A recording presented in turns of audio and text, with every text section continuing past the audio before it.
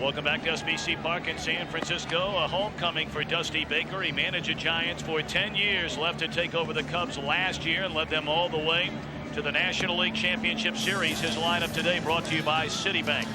Corey Patterson now batting leadoff in center field. Nomar Garcia-Parra is at short. He came over a week ago today.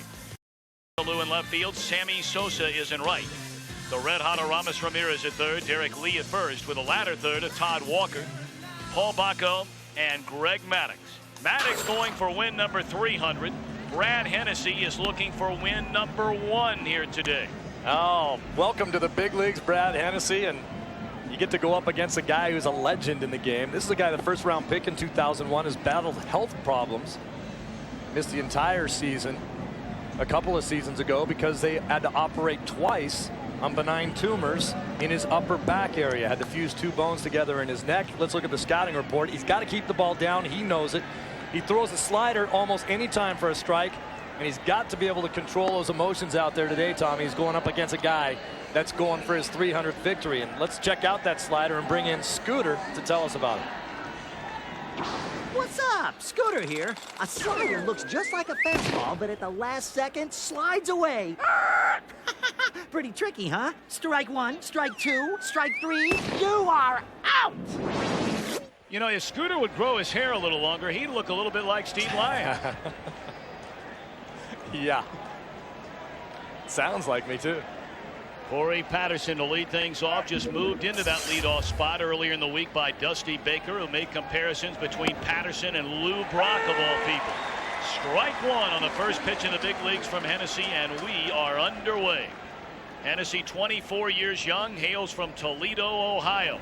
So the native Buckeye delivers 0-1, rolled foul, and it's 0-2. Patterson, a .272 batter, good power, 12 home runs, good speed, 17 home runs. Thus, the comparison, as I mentioned, made by Dusty Baker between Patterson and the Hall of Famer Lou Brock. Well, Baker loves this guy, and he said you got to give him a chance to prove himself at the major league level. Everybody wanted a little bit too much out of Patterson when he first came up. He does strike out way too much to be a leadoff hitter. 103 strikeouts already this season. 0-2 delivery, and it sails high and away. A ball and 2 strikes on Patterson. No comparison to Lou Brock in that area. No.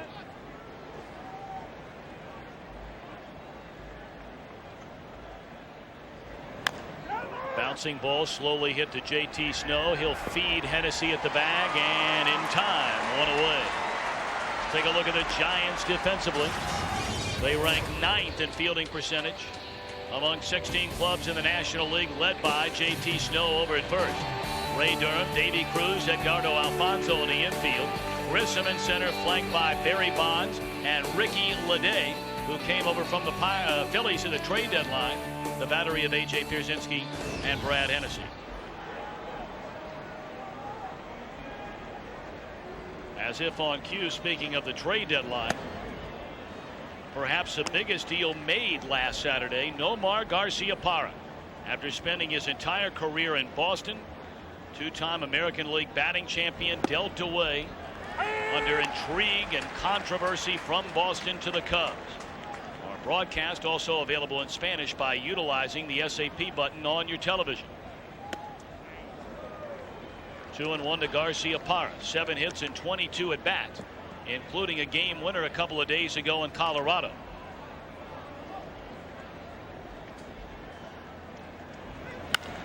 Lined by a diving Davey Cruz into left field. Garcia-Parra, the game's first base runner, with a 1-out single here in the opening inning.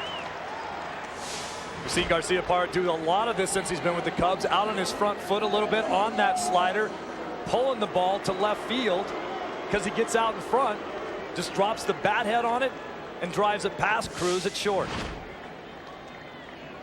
Garcia-Parra playing with a tender Achilles tendon on the heel area. Only 1 stolen base attempt since coming over. He was successful, and now it's Moises Alou. .275 hitter, 25 home runs, 64 runs batted in. Of course, Moises playing against his father here today, the skipper of the San Francisco Giants, Felipe Alou. You think he knows him? I would certainly hope so. I think he calls him about a week before he shows up and says, hey, how you swinging the bat these days? What's your weakness? 1-0 the count on Alou. Garcia Parra at first. 1 out, just underway here from San Francisco. Too low, 2 balls and no strikes. Good shot of Felipe there, and you know, Moises has fared pretty well against his father, and all the teams that he's managed has been right at a 300 hitter anytime he's playing against his dad.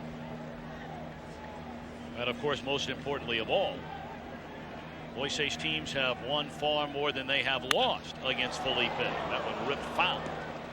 Talk about family law. There you see the numbers, and now 41 games Moises has played in games against his father. At .301 batting average, 34 batted in the 41 games, and a 25-16 record. They keep trying to throw a fastball on the inner half of the plate to Moises Alou. That win-loss record is going to go up considerably in the favor of the Cubs. In the air down the left field line, Bonds giving chase and has room in foul ground for the second out of the inning, and Garcia Parra back to first base.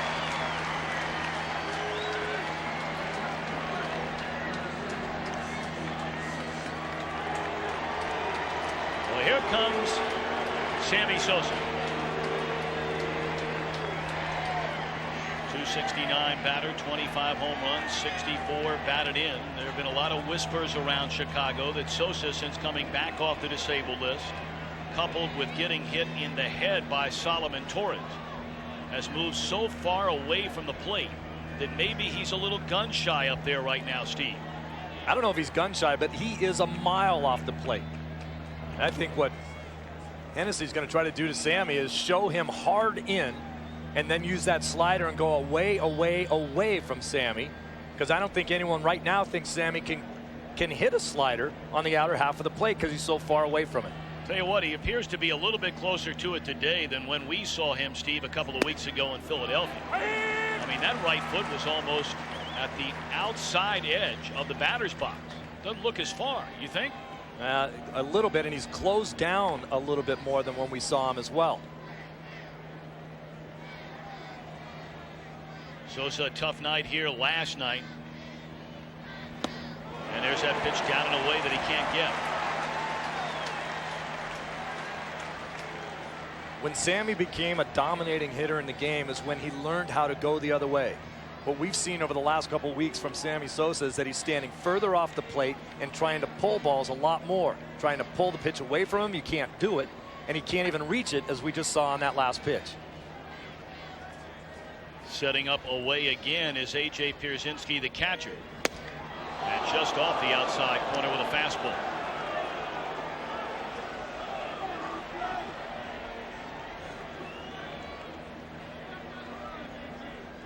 Now, having said all that, as you look at Hennessy looking pretty calm facing one of the most dominating hitters in the game, but don't make a mistake out over the plate.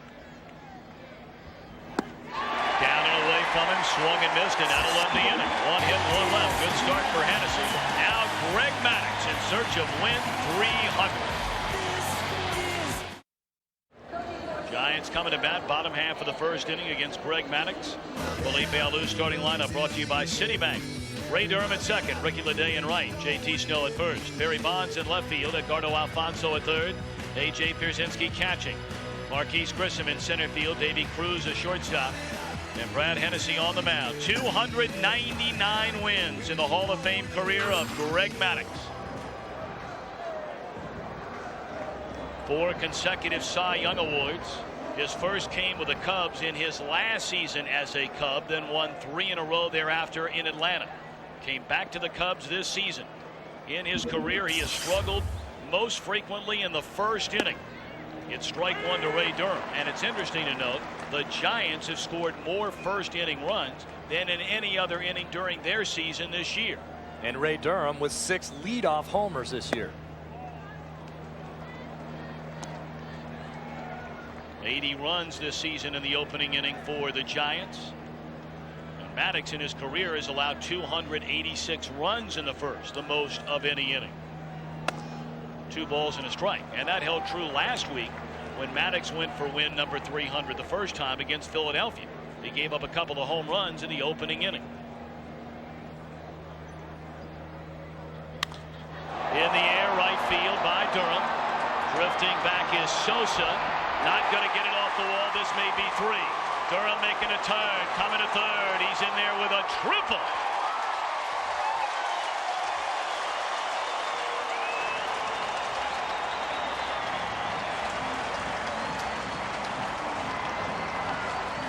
Ray Durham has the kind of power that could be a number 3 or maybe a number 5 hitter. Felipe Alou has messed around with the idea of that, but his speed at the top of the order is something that he relishes and wants to have him at the top of that order. Look at the swing. That ball out over the middle of the plate. Durham thought he had a chance, and then off the bricks out there, he says this is going to be an easy triple with the kind of speed that Durham has.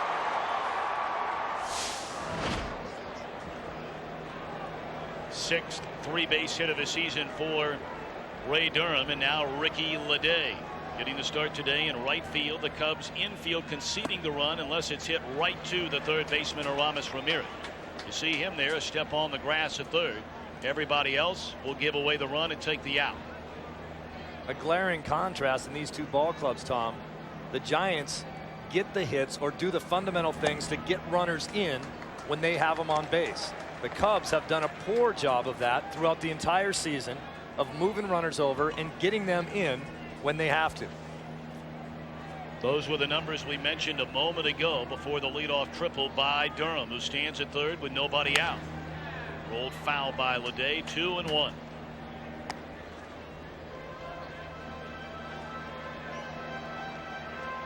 Told you Maddox trying to become the 22nd pitcher in Major League history to record 300 wins. He would be the first National League pitcher to accomplish the feat since Steve Carlton 21 years ago. 2-2 on Leday. He would be the second Cub to reach the milestone, as Grove old Pete Alexander also did so in his last win of the 1924 season. Coincidentally, it came against the Giants. Tommy, I think the very real possibility exists that we will never see another 300-game winner. Possibly Tommy Glavine, his former teammate, who needs 41 more victories. Glavine is the type of guy that will pitch until his arm falls off to get the 300. Fouled away. Still 3-2 on Leday. Check out the scouting report on Greg Maddux. Throws strikes early in the count. That's why he conserves his arm, doesn't have to throw many pitches. He's the master of control. We all know that. He works both sides of the plate as good as anybody. And the changeup is the equalizer. And when you watch that Fox box and you see the 83 miles an hour, that's his fastball. That's the change. And gone swinging is Leday for the first out of the inning. Watch the movement of the changeup. Down and away from the left-handed hitter. So difficult to pick up. The hand motion. Circle change, letting it roll off the outer fingers, the pinky fingers, as you pronate the arm and get the ball to spin the other direction. Tall challenge now for Maddux. It's JT Snow. One of the hottest hitters in all of baseball since coming off the DL June the 25th. He's hit 365 and he looks at strike one.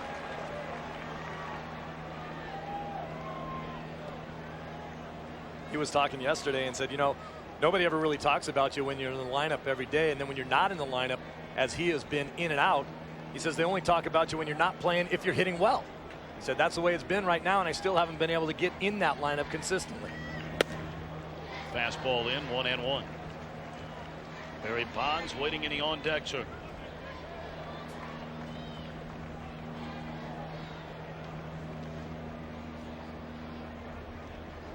Runner at third, one out here in the bottom of the first inning. On the outside corner, and Snow having words with Ted Barrett last night. JT continued his hot hitting. Homered off Matt Clement. Came in the fifth. Boy, that looked like the playoff home run he hit a few years ago against the New York Mets. Of course, they went on to lose that ball game, but that was a huge home run, and he ran down the baseline exactly the same way. There's that cut fastball that Maddux starts at, a left-handed hitter. It looks as though it's going to hit the left-handed hitter and then moves back over the inside part of the plate. It is a devastating pitch. It's a beautiful pitch to watch on television. Bottom fell out of that pitch. Gone swinging. Or are they saying foul tip? He foul tipped it. Maddox certainly, over the history of the game, is not the only guy to try that pitch. Here's a changeup that JT Snow just gets a piece of. But certainly, over the last 19 seasons, Maddox has been the best at that comeback fastball that you were talking about. Throw it in off the belt buckle of a left-handed hitter, watch it tail back and nip the inside part of the plate. It freezes left-handers. They can't pull the trigger on it.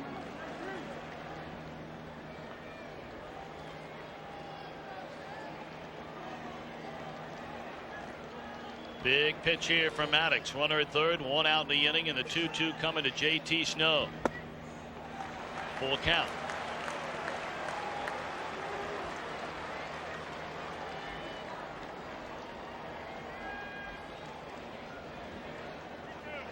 Barry Bonds has hit more career home runs against Greg Maddux than any other batter the right-hander has faced in his career. Barry waiting in the on-deck circle. Payoff pitch to Snow is ball 4. And Bonds may get a chance to swing the bat. Let's go all the way back to June 20th of 1987. Bonds with the Pirates. Maddux his first go-round with the Cubs. And here's Harry Carey. The Cubs. There's a pitch swung on a long drive, left center field, way back near the fence. Jerry leaps high in the air and it's gone. A home run into the back. I don't want to start any rumors here, Tom, but did you see how skinny Greg Maddux was there?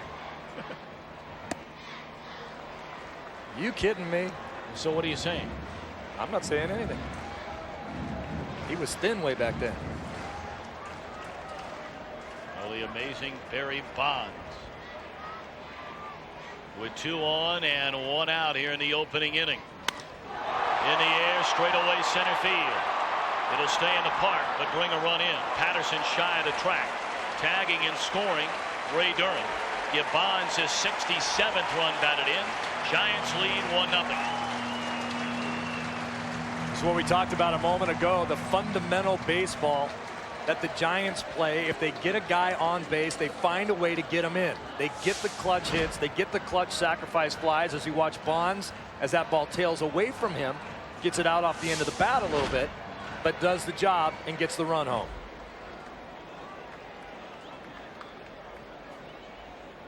So Maddux surrendering a run here in the opening inning. And the Giants, as if on cue, have scored more runs in the opening inning than any other inning this season, and an early 1-0 lead. We'll look at Maddux in his career, the ERA in the first, then all the other innings this season. An earned run average in the first inning of over 6, and thereafter under 3.5.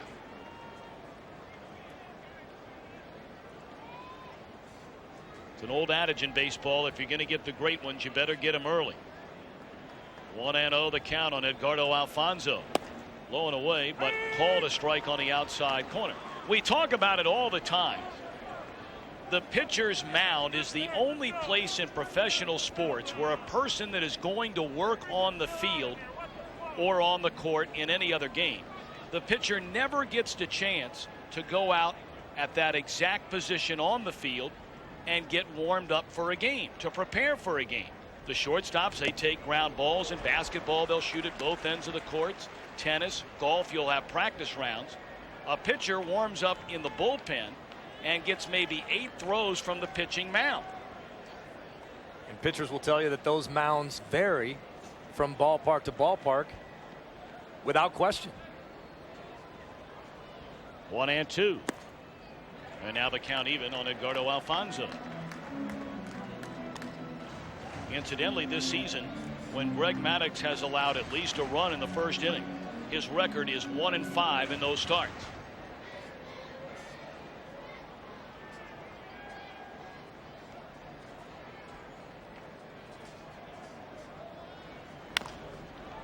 Still 2-2. Got away with a mistake right there. That ball out over the plate for Alfonzo. Maddux so far in this inning struggling with that control. We talked about look at where it's set up, and that ball is right down Broadway. Thrown 25 pitches already in this inning, which is also very uncharacteristic of a Maddux ball game. 2-2 to Edgardo Alfonzo. And it's muscled down the left field line. He'll fall in fair for a base hit. Alou giving chase. On his way to third, JT Snow, and pulling up with a double, Edgardo Alfonzo.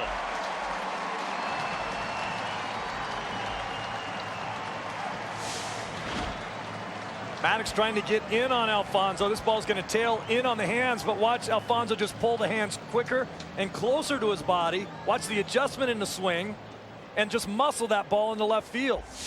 Worked hard to try to get the fat part of the bat on that ball. Even though he still got jammed, he got enough on it to get it over the head of the third baseman and down the line for a double. Maddox had to leave his last start pitching against the Phillies on a brutally hot and humid day. At the end of 6 innings, he was just gassed. He said maybe I could have gone out there and hoped they hit the ball at somebody, but he was more concerned about his team winning the game, which the Cubs wound up doing. But a pile of pitches here in the opening inning today on a much more pleasant weather day. Strike one to A.J. Pierzynski. In that same ball game, Sammy Sosa came out of the ball game late with dizziness. You don't see Sammy Sosa coming out of too many ball games. A.J. a .371 batter with runners in scoring position, 4th best in the National League. And that one just missed him.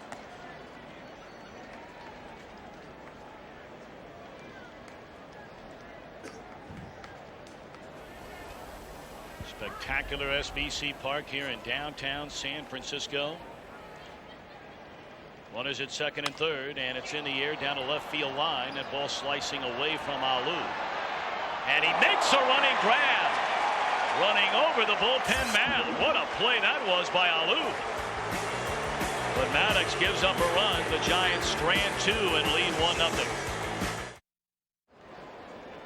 Dusty Baker managed the San Francisco Giants from 1993 through the 2002 season. Now in his second year in Chicago, he took the Giants to the playoffs 3 times during his 10 years. And then last year finally got a postseason series win when they knocked off Atlanta in the division series in 5 games. And lost that heartbreaking National League Championship Series in 7 to the Florida Marlins. I think that series was the series that showed the world how good the Marlins were as they go on to win the World Championship against the Yankees. Dusty, a 3-time Manager of the Year in San Francisco. And of course in 2002 took the Giants to the World Series. We talk about a heartbreaking loss. That one to the Anaheim Angels, when much like last year's Cub team, they came within 5 outs of winning the World Series in 02, getting to the World Series in 03. And I don't know if you're like me, Tom, but on that last play to end the first inning where Moises Alou hustled all the way over the right field line, almost tripping over the mound and getting close to the seats when he caught that ball. Flashes of Steve Bartman running through my head. I am sure you are not alone.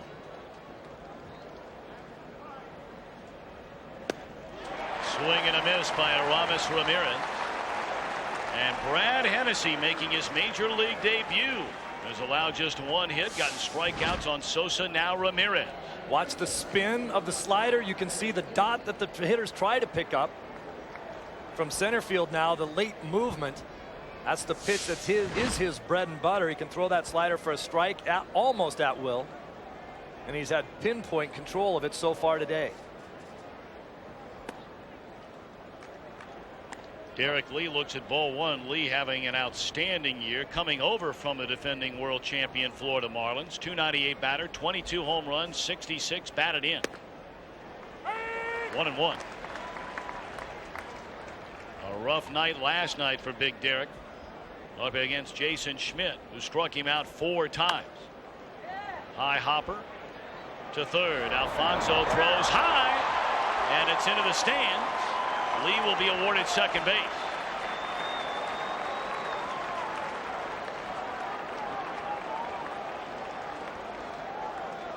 This is a play that just sets up for disaster. He had to wait on this play. Now he knows he's going to have to hurry, and he just airmails it.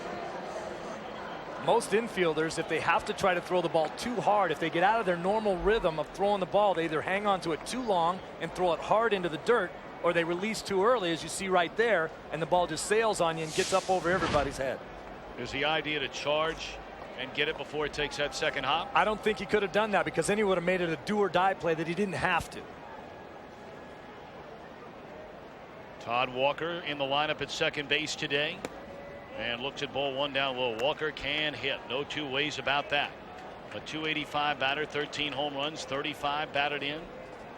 One of the stars for the Boston Red Sox during their run through the American League playoffs last year, losing in 7, of course, to the Yankees. 1-1. The Brad Hennessy story is just an amazing sequence of events after being the Giants' #1 draft pick, the 21st pick overall in 2001. They sent him to rookie ball. He pitched there about 30 innings after being drafted. Then he went down to the instructional league in Arizona, and he'd go to bed every night, could barely roll over. His back hurt so bad, was in tremendous pain all the time. Doctors looked him over and thought maybe it pulled a muscle, whatever the case may be, and let it ride out and didn't pitch him anymore during the instructional league. When he came back to spring training the following year, it still hurt.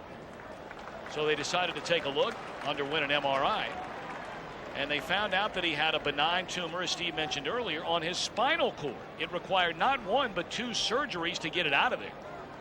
So he missed all of 2002, came back last year for 15 games, and thank God been healthy ever since. 3-1 to Walker. Is ball 4 high. I think a lot of the people were talking about whether or not he'd be nervous, #1 in his first major league start, which brings a lot of nervousness with it. But going up against Maddox, going for his 300th win, when you sit in a doctor's office and the guy looks across the table at you and says you have a tumor in your back, I don't think this game's scaring him too much.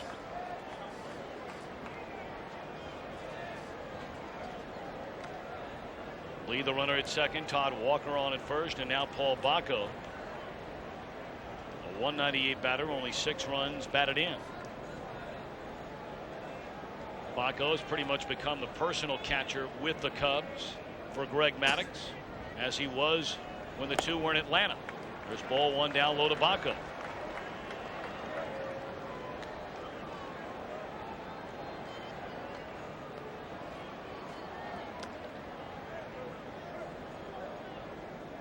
Talking to Chip Carey, the broadcaster of the Cubs, and he was talking about Bacco and Barrett, the job that they have done, and everyone assumes because the pitching staff is so good that they're easy to catch. He says they're not easy to catch. You either have a bunch of hard throwers that are a little unpredictable and sometimes wild, like Wood can be. Pryor has probably the most poise and control. Zambrano's tough to catch. Maddux with the late movement on all his pitches. These guys are tough to catch. Not an easy staff to handle. Throw in Matt Clement as well. You got that. 1-1 to Bacco. Fouled out of play, a ball and 2 strikes. 2 on, 1 out. 1-0 the Giants lead. Play Hit the Pros, presented by the all-new GMC Canyon, and face real pitches from today's best hurlers. Log on to foxsports.com, keyword games. GMC, we are professional grade.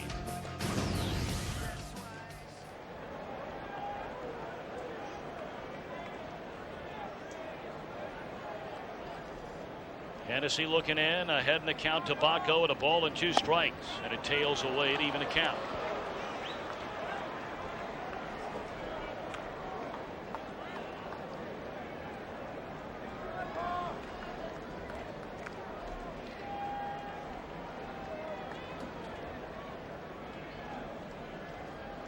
Two and 2 to Bacco. 2 on, 1 out. Pulled to Snow. There's 1. And a soft throw down to second, didn't have a lot on it. And easily sliding in safely on what was a tag play after tapping the bag at first is Todd Walker. I mean, this is just a great play by a Gold Glove first baseman. Watch him get the out first and then lob the ball over the runner. He doesn't want to hit the runner in the back. Still possible to have a chance to make a play down there. If the ball bounces off the back, Lee scores from third base and you're in trouble. That's like putting a little air under a football when you have to make a touch pass just over a middle linebacker. An outstanding play, even though he didn't get the out down there at second. Now Greg Maddux has always been not only a great pitcher, he has been a great defender and has been a pretty darn good hitter. I mean, if you could clone a pitcher, most people would want that guy who throws 95, 97 miles per hour, i.e. Randy Johnson, Jason Schmidt, and the like. I'm not so sure if you had to clone a pitcher that this wouldn't be the guy that you would clone. Everything you want. 13-time Gold Glove winner, swings the bat, great stuff, and maybe most importantly of all, a phenomenal competitor. I would think that that's what he would say is his greatest attribute, is being a student of the game and the tenacity behind it. They call him the professor. Weighs about 185 pounds, wears glasses when he's not on the field, looks very unintimidating, and then just beats you up. 1-2 the count on Maddox. Runners at second and third. And it's away to even the count.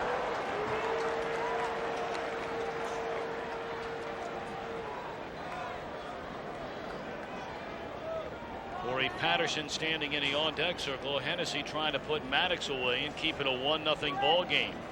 2-2 pitch. Strike three called on a breaking ball to end the inning. An error, 2 left. 3 strikeouts for the kid. 1-0 Giants. Giants come to bat bottom half of the second inning against Greg Maddox, leading 1-0, and it's ball 1 to Marquise Grissom. Latter third in the batting order coming up. Grissom, Davy Cruz, and Brad Hennessy. Maddox threw 29 pitches in the opening inning. On the ground down to third. Ramirez throws high, but Lee makes a tag for the first out of the inning. Major League Baseball on Fox is brought to you by Michelob Ultra. Lose the carbs, not the taste.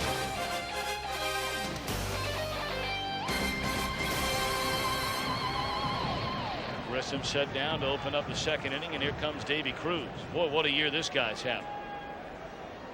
Basically saw 0 playing time early in the year when the Giants brought him on board. But carries a .290 batting average with 24 runs batted in.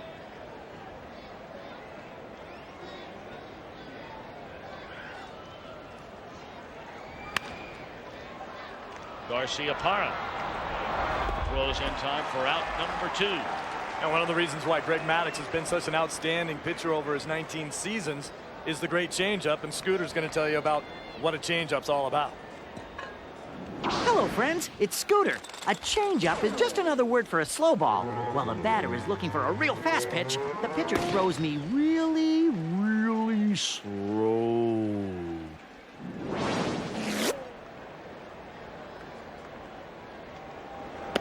Brad Hennessy looks at a fastball, strike 1. We were talking earlier about checking out the Fox box at the top of your screen and the miles per hour on that. A lot of times Maddox's fastball will look like everyone else's changeup. 83 miles an hour. In the playoffs last season, when we had Josh Beckett throwing a 97 mile an hour fastball and a 90 mile an hour change.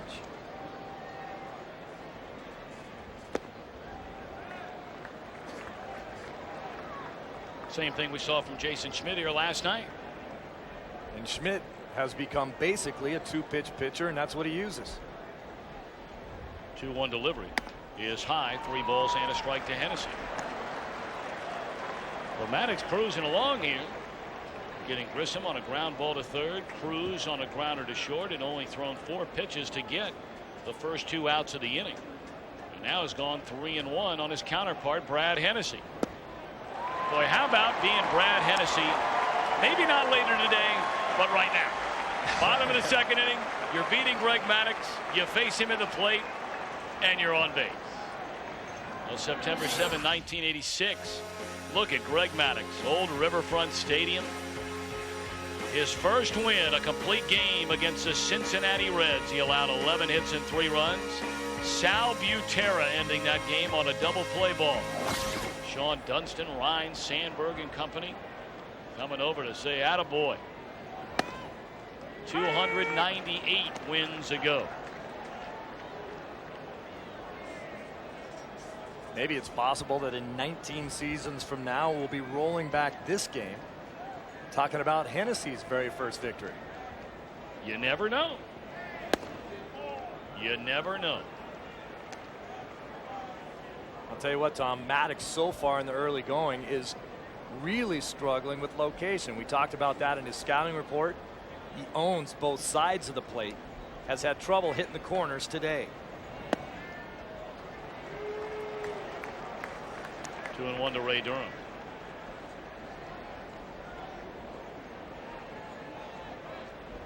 .41 pitches now for Maddox, and there you see the balls and strikes. Steve, precisely what you were just talking about. Only one more strike than ball. Pulled foul. Ball dude down there a little tardy. It's hard to get off those little seats they give him, though. They got to keep him low enough not to block the fans sitting right behind him. It's not the seat. It was hard to get his stomach out of the way to go over there and make that play. Now, why do you got to be that way? It's the truth. 2-2 to Durham. Popped up. Man, you are cold. Left side of the infield. Garciaparra's got it. Nomar and company coming up in the third. When we return to San Francisco, we'll take a break from your local Fox station. Top of the order coming up for Chicago here in the third inning. Giants leading 1-0. Brad Hennessy began the year at AA, moved up to AAA, and now in his big league debut squaring off with Greg Maddux, who's looking for his 300th career win. And so far, so good for the 24-year-old native of Toledo, Ohio. Pitched at Youngstown State University. There's a strike to Patterson, 0-2.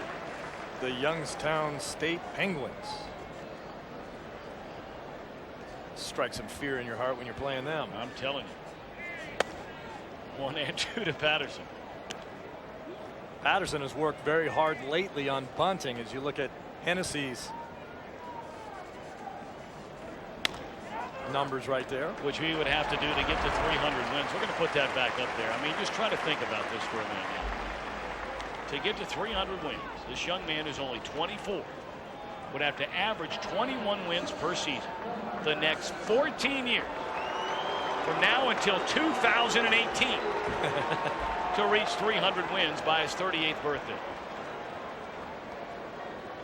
Wow. Amazing. Well, you look at what Maddux has done.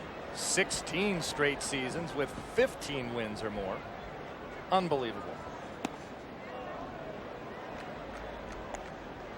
Roger Clemens a couple of years ago got to number 300, or last season, I beg your pardon, on his fourth try, you may remember, with the New York Yankees. Steve mentioned Tom Glavine at 259 and then Randy Johnson at 241. Johnson will be 41 years old in a little more than a month from now.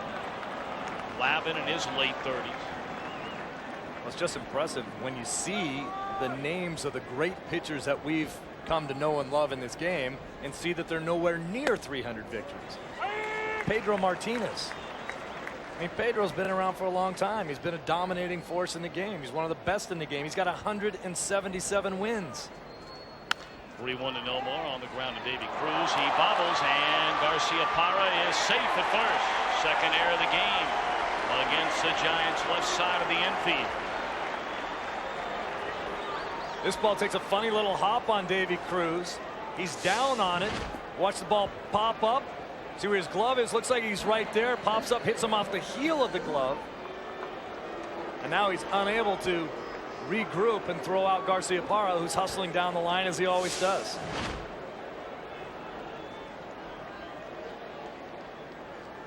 Moises Alou fouled out down the left field line to Barry Bonds, his first time up. You know, getting back to that run by Maddux you were talking about a moment ago, it's obviously a testament to his greatness, which goes hand in hand when you're going to pile up that many wins with staying healthy. He's only been on the disabled list one time in his career, and that was for a foot injury, never an arm injury. Had some tenderness at back as well. But the other part of it, it's also, again, a reflection of the unrivaled success that the Atlanta Braves organization has had. All the years Maddux was there, they won their division every single year. They were winning 90+ games a year. Runner goes, throw to second. And in there safely is Garcia Parra. His second stolen base since coming over from Boston. I like the fact that Garcia Parra is running over here with the Cubs a little more than he was with the Red Sox. And it might be a little bit of the back and forth that's going on between the Boston media and the Boston organization and Garcia Parra. A little wink wink about saying, my foot's just fine. My ankle's fine. My heel's good. I'm going to run. I'm feeling strong. Boy, Garcia Parra still leads the headlines in Boston on a daily basis, and he doesn't play for him anymore. 2-0, a strike call to Alu. The tying run out there at second base. One out here in the third inning. Well, that whole story, I mean, there is something really wrong about that story because somebody is not telling the truth, and nothing even close to the truth. And there's two aspects of it. When was he originally hurt? And was he thinking about going on the DL if he stayed in Boston? And again, I don't know who's right and I don't know who's wrong, and we may never find out. But it is impossible to have the disparity to each side of the story that is going on as it pertains to Garcia Parra and his final season with the Boston Red Sox. Well, one thing's for sure, wearing that Cub uniform and speaking to him yesterday as we did, I've never seen him smile more in recent times than he is right now. Yep. Lined hard into center field, but right at Grissom. He's got it for the second out. Garcia Parra stays at second right now. A game break. Let's check in and say hello to Jeannie Zelasco. Hi, Tom. Chipper Jones has been on a first-place team every year. He's played a complete season of baseball going back to T-ball. Mr. Jones, the common denominator, singles home 2 runs. Now has 49 RBI on the season. And the Braves taking a 3-1 lead in the desert. Check out the other angle, bottom 3.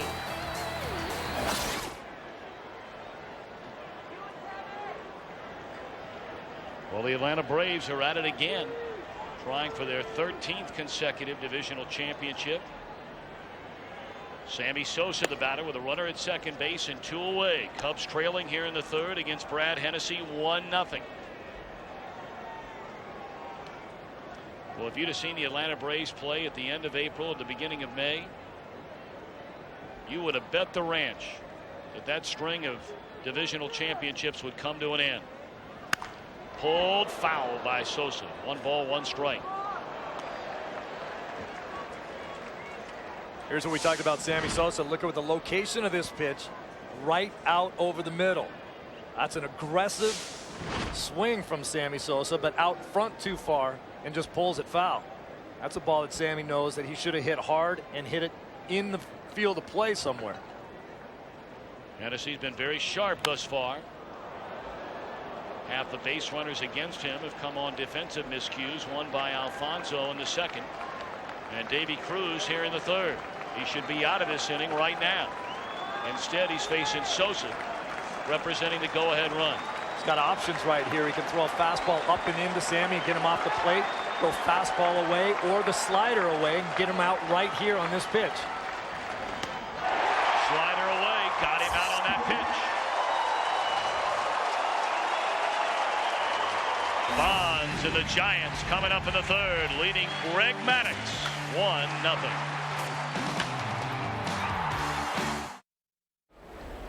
A beautiful Saturday afternoon at SVC Park in San Francisco. The Giants trying to spoil Greg Maddux's attempt at winning 300 games.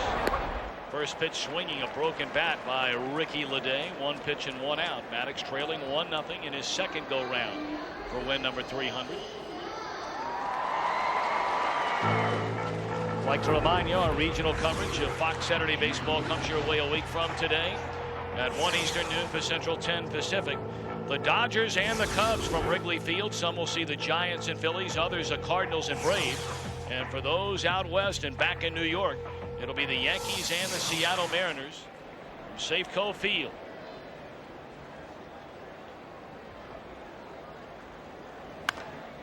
Boy, Tommy, we talk about the great reactions and the Gold Glove of Greg Maddux. I don't think he saw this bat come back at him. Look at the reaction.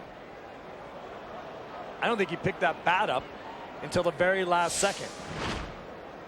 Imagine if you don't see it, you don't pick it up, and it just comes straight back at you. Wow. J.T. Snow lifts a fly ball down the left field line, and it is fair. Alou over to pick it up. And Snow a big turn, but will stop at first base with a 1-out single.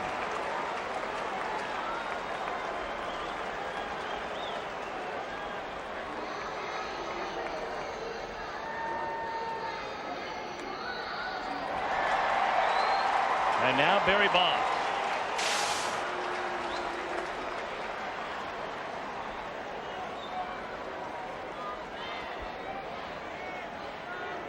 Well, Jim Maddox has surrendered the most home runs to Bonds than any other batter he's faced through the years, 8 of them. Walked him 22 times.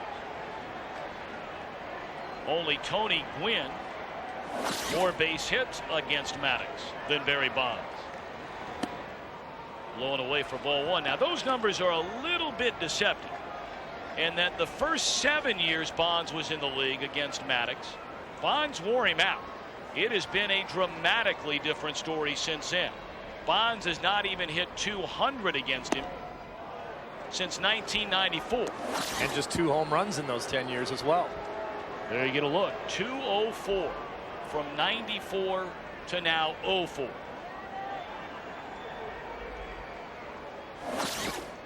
Bonds a sac fly RBI, his first time up today, and he looks at a strike. Bonds number 3 on the all-time home run list, now 687. Next up, Babe Ruth at 714, and of course Henry Aaron, the all-time home run king, at 755. A legitimate shot, more than legitimate shot now for Bonds. Talk about Bonds' numbers against Maddox. If you look at the lineup that the Giants are throwing out there today against him, in their careers, they're .316 hitters against Maddox. Not too shabby. Not bad at all. 3-1 to Bonds. And he draws a walk. It's amazing what Bonds has done not only in his career, but as he's gotten older. Compared with some of the greats of all time, the numbers are overwhelming. Look at the pitch by pitch to Bonds. Change up, down and away. Another change up, down. He's just going to make sure he keeps the ball down again. And then the 3-1 pitch, which I just think is amazing. You're going to see it coming up right here. Bonds is taking. He was taking on 3-1. No intention of swinging at any pitch that Maddox threw up there in that count. I don't know if I've ever seen anybody do that intentionally. There's strike 1 to Edgardo Alfonso. Now this is a little busy, but all you need to look at, the numbers there in the middle in yellow. The number of home runs that Bonds has hit the last 4 years of his career compared to roughly the same time frame for all the great sluggers, or a handful of the great sluggers in the history of the game. Swinging a foul ball back. All of them at 40-something. Bonds just turned 40 on July the 24th. But 90 more home runs than the Babe. Well, Babe looks good, though.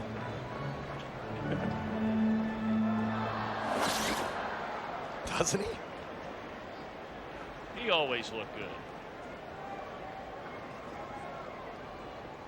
0-2 to Edgardo Alfonso with 2 on and 1 out. Fouled out of play. Talking to Don Sutton last night. Sutton, of course, a 300-game winner in his career, a Hall of Famer, and had a chance to broadcast just about every game Greg Maddux pitched during his tenure with the Atlanta Braves. Don Sutton was always thought of as a professor like out there on the mound during his career. Very smart, very heady, knew what was going on at all times around him. And he had a great line talking about Maddux last night. He said, I thought that I knew what I was doing out there on the mound during my career. He said, compared to Maddux, I got an honors degree at a junior college. He said, Maddux got a doctorate degree from an Ivy League school. Sutton said he's never seen or been around anyone like Greg Maddux out there on that mound. Pulled foul. Talking to Kent Merker earlier today about Maddox's changeup, and he says he really believes he throws 2 of them. With the position of his pinky finger on the ball, He says most of his changeups go down and away to a left-handed hitter. He said he's seen him cut that ball and make it act almost like a slider down and into a lefty by the way he places that last finger on it. And we watch the release point of this pitch right here out of the hand of Greg Maddux. You see the ball rotate in the opposite direction and go down and into a righty. Maddux says when that happens, if it goes down and into a lefty, it's by accident. Merker says no way. Base hit in the right field by Alfonso. They're going to wave around J.T. Snow. Sosa's throw coming to the plate. Not going to be in time. Throw to third, and he's out there.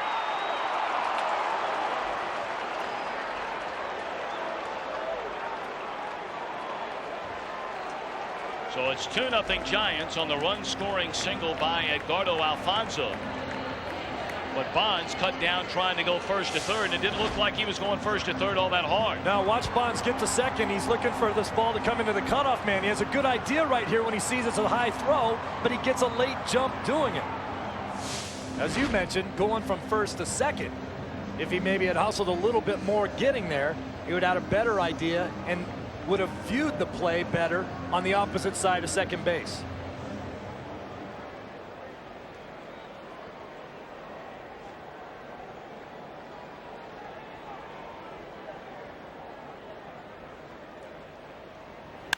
A.J. Przinsky hammers one into right center field, and Sosa's not going to get it.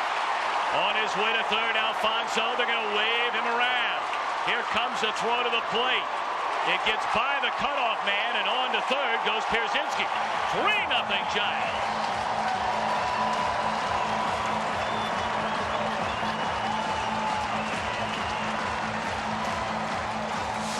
Przinsky just hammers this ball. Look at location again, way away from where Paul Bacco wanted that pitch. Sammy got no chance to catch this ball. It's hit way too hard. But if the fundamentals are there for the Cubs, they would get Przinsky at third. This ball gets past the cutoff man. You look at where Przinsky is. He's dead at third if they just cut the ball off. Boy, that's a good sound, though.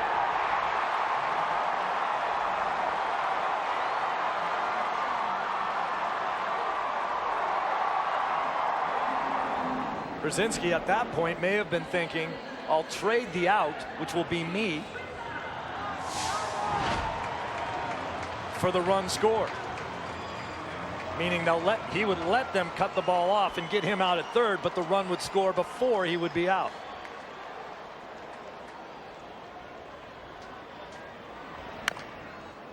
Grissom, a slow roller foul up the third baseline. 3 runs and 5 hits for the Giants against Greg Maddux. His second try for his 300th career win. He got a no decision his last time out against Philadelphia. He allowed 3 runs, 2 of them earned in 6 innings, but just ran out of gas on a very hot day through only 87 pitches in the 6 innings. 1-1 to Grissom.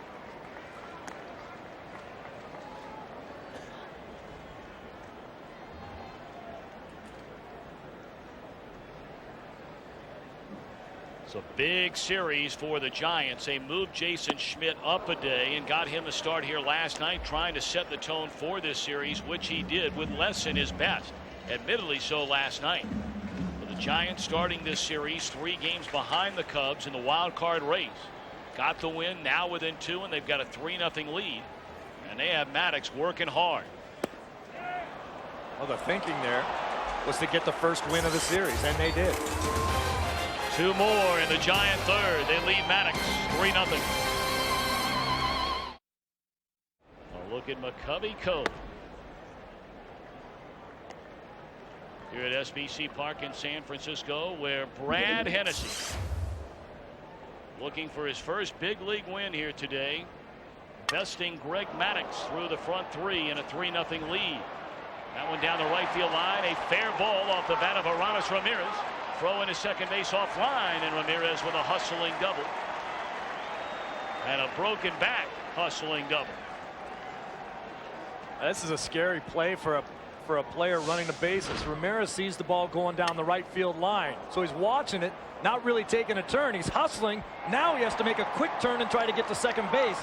That's how you roll your ankle over, hustling all the way into second for that double. You're running down the line begging for it to drop. you momentarily forget to take your little turn out so that you make a good turn going into second. And you know, Cub fans hold their breath because Ramirez missed nearly 2 weeks with a strained left groin and has been rather tender running around the bases ever since. Now big Derek Lee. First pitch fastball in the outside corner, strike one. And Ramirez was probably the best number 4 hitter in the game when he went down with that injury. Look at the starting pitchers and their numbers so far.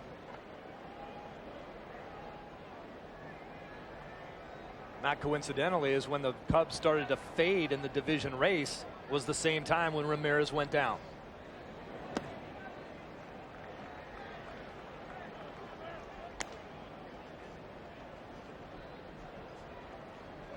One and one to Derek Lee, reached on an error by Edgardo Alfonso his first time up. Runner at second, nobody out. Cubs trying to get back in it, trailing here in the 4th inning, 3-0.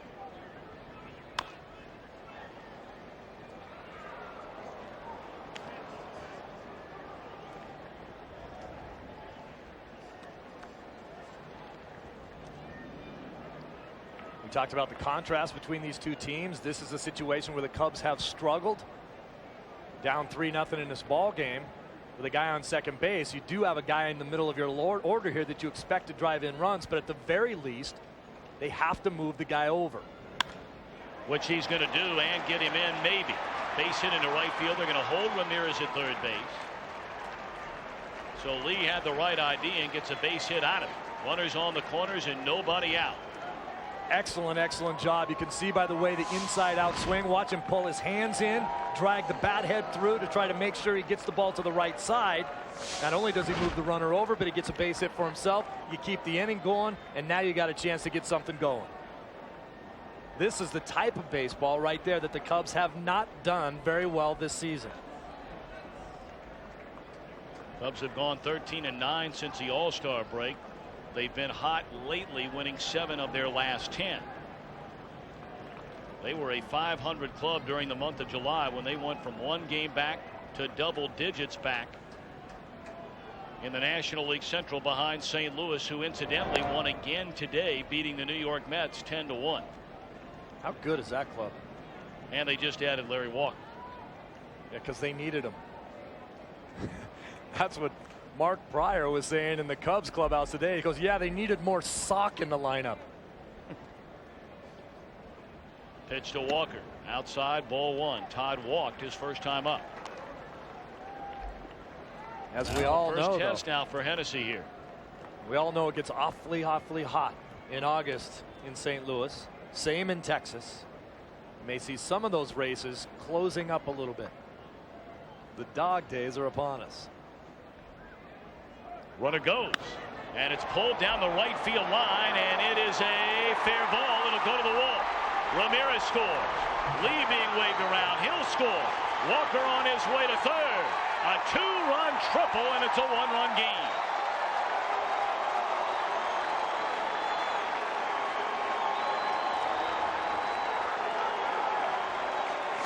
You said it before, Tommy. This kid can always hit.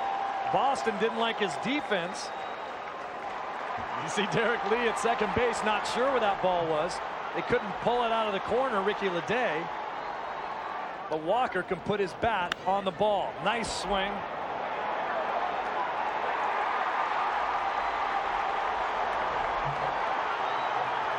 You see Walker hustling to second base, looking behind him as Leday could not pick the ball up in the corner.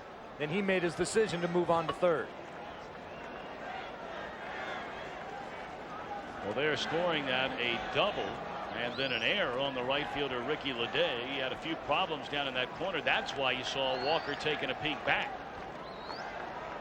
You know, and that's a play right there for a player that no one can help you with. The play isn't technically in front of you anymore because you're running to second base. That ball's down in the right field corner. You have to do it yourself. Can't really look at the third base coach for help in that situation. He's not any closer to the play than you are. Now runner at third, nobody out. Paco trying to tie this game. And looks at ball 1. Look at what Leday is doing down there. The ball bounces off the sign. He can't pick it up. Now he's thinking about following it around just to see what it eats.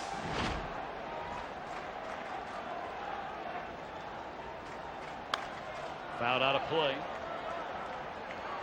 Now Alfonso about even with a bag at third. Likewise for J.T. Snow over at first. Anything hit right at them if Walker breaks for the plate.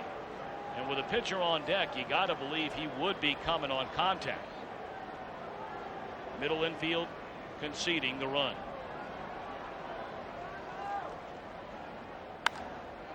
Fly ball short left field. Bonds coming in to get it, and Walker not going to take the chance. Big out right there for Hennessy with a pitcher coming up.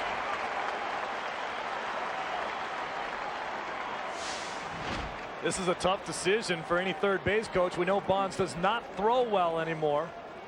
Walker, decent speed on third base. Bonds does a good job of just making an accurate throw to the cutoff man in case you have to relay it. Wendell Kim has come under a lot of fire in Chicago with his decisions at third base. Well, now Felipe Alou is going to bring his infield in with Greg Maddux at the plate. Tying run at third, one away here in the top of the fourth inning. Maddux, a two-hopper at Durham who bobbles and still got the out.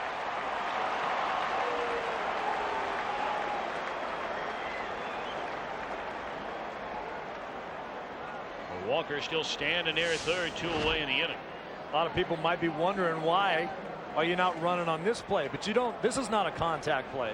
When the infield is in, the design is to make sure that you cut the run down at home plate. So as a runner on third base, the rule is you have to make sure the ball gets through the infield. If it does, you'll walk home.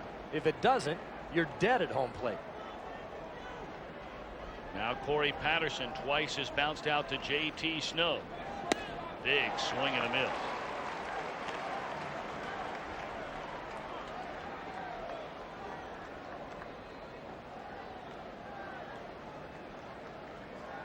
Three runs, 5 hits for the Giants, 2 runs, 4 hits for the Cubs against Brad Hennessy. Pitch number 71 on the way, and it's too low to even the count of a ball and a strike. What do we talk about? The same type of fundamentals. We saw Derek Lee do an outstanding job of getting the runner to third base, and now unable to get him in. Leaning on a 2-out hit, and Hennessy ahead of Patterson and a ball and 2 strikes. Whoa, look out down there. Better go back, get that lid. Watch this. This guy's auditioning to be the next bald dude. He spilled his beer, ripped his pants, lost his lid. I think his body even took a bad hop.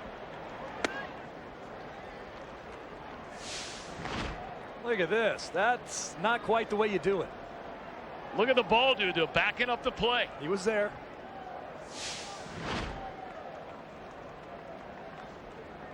Now, you know what I like about here in San Francisco? They don't keep this guy out of the game. Innocent mistake. Swing and a miss by Patterson to end the inning. The Cubs get 2, but they had a tying run at third. Nobody out. Failed to get him in.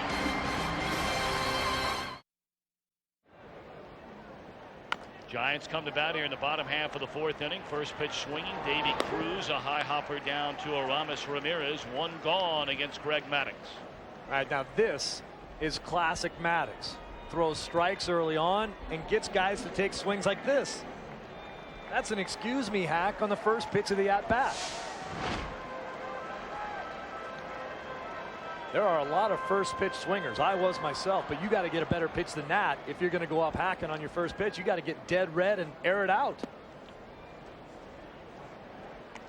Ball 1 to Brad Hennessy, who walked his first time up. 3 runs and 5 hits for the Giants against Maddux. 2 runs, 4 hits for the Cubs against Brad Hennessy. A ball and a strike. Maddux, a Cubs second-round draft choice back in 1984.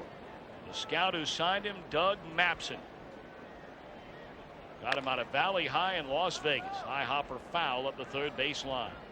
Spent 84 in Pikeville, 85 in Peoria, 86 started in Double-A, went to Triple-A, came to the major leagues. Told you he got his first complete game win against Cincinnati that year. The following year, he lost 14 games and had an ERA of over 5.5.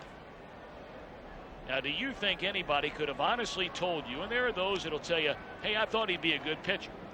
Dick Pohl, now the bullpen coach for the Cubs, and of course he'd been around a long time, and he was Maddox's pitching coach both in the minor leagues and at the major league level with the Cubs.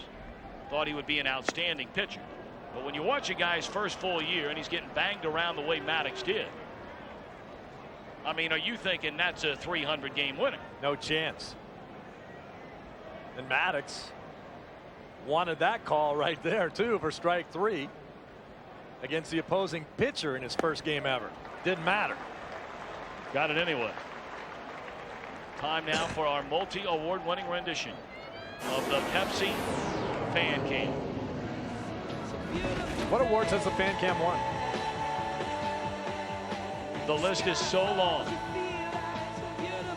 Oh, out in McCovey Cove. No wedding out there today.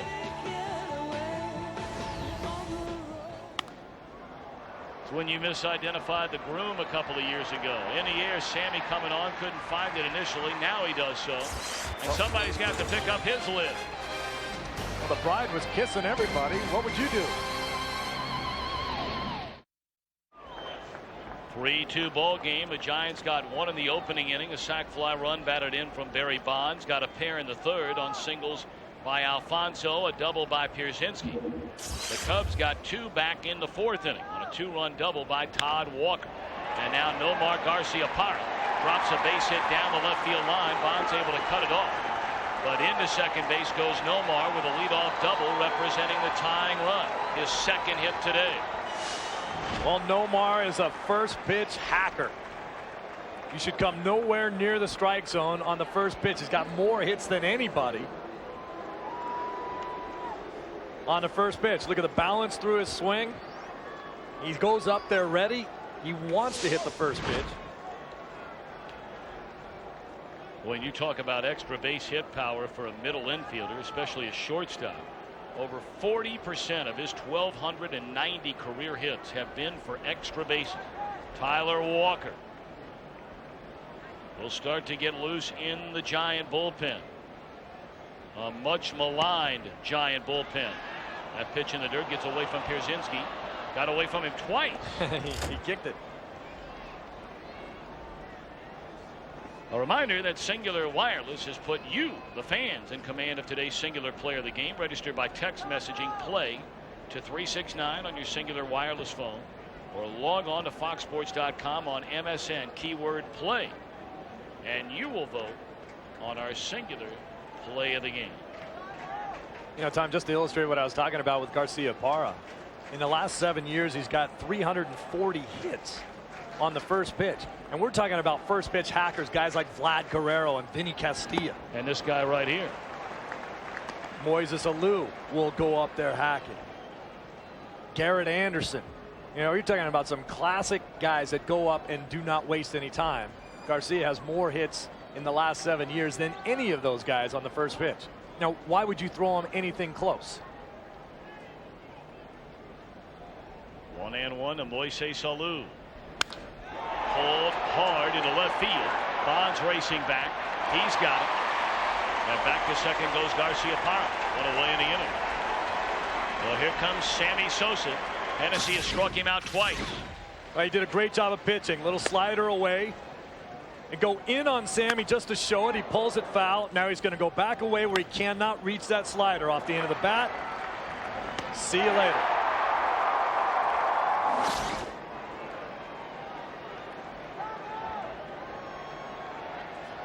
Hennessy has been in control of his emotions and has been in control of his pitches. Done a nice job today pitching. And I would assume he'd approach Sammy in much the same way as he did before. Again, Pierzynski set up away and a bluff throw back to second base, where Garciaparra represents a tying run here in the top of the fifth. Well, for the first time since Sosa became a Chicago Cub, he has heard some boos this season at Wrigley Field. The expectations so high for this Cub team coming into the year after getting to the NLCS last season. Swung on and fouled away. Now, they have been hurt badly this year by injuries. There's no debate about that. But even the most hardcore Cub fan will tell you with 2 months left to go and this team almost completely healthy now, it would be inexcusable, or put it this way, it would be a major disappointment if the Cubs do not reach the playoffs. They have a favorable schedule, they have everybody back, and they lead in the wild card. And Sosa grounds it to third. 2 away in the inning. Garciaparra led off the inning with a double, and he's still stuck there at second base.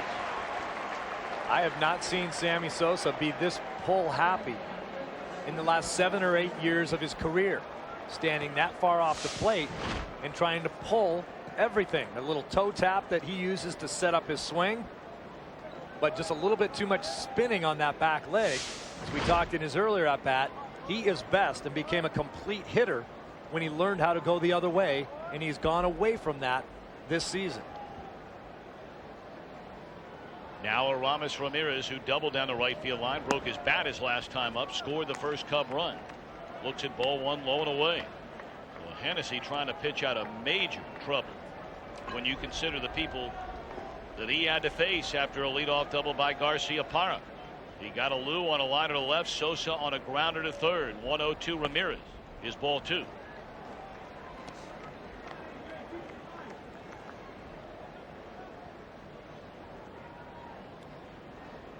Boy, I would be very careful with Ramirez right now in this situation. If I'm Hennessy's behind in the count, 2 balls and no strikes, I would not give in and not worry if I walked him. I'd rather face Lee. Terrific breaking ball there on a 2-0 pitch. Well, there aren't a lot of youngsters coming up making their major league debut throwing 2-0 breaking balls for strikes. That's big league pitch. That was the scouting report. Can throw that slider for a strike anytime he wants.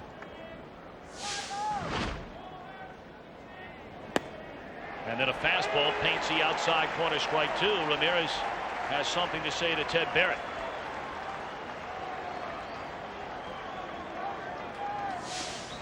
Painting the corner. Look at Brzezinski setting up, framing it. Good pitch.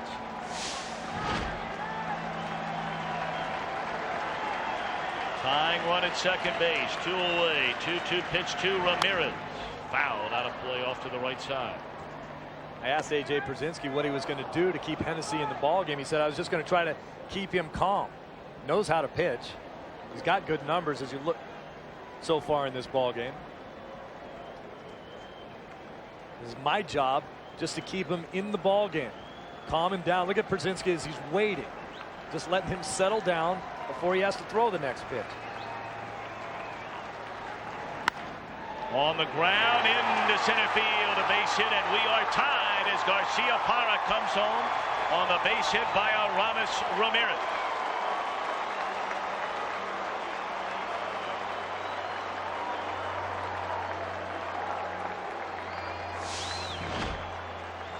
Setting up for the slider away. Look at the location there, though. He just hung it, left it out over the plate.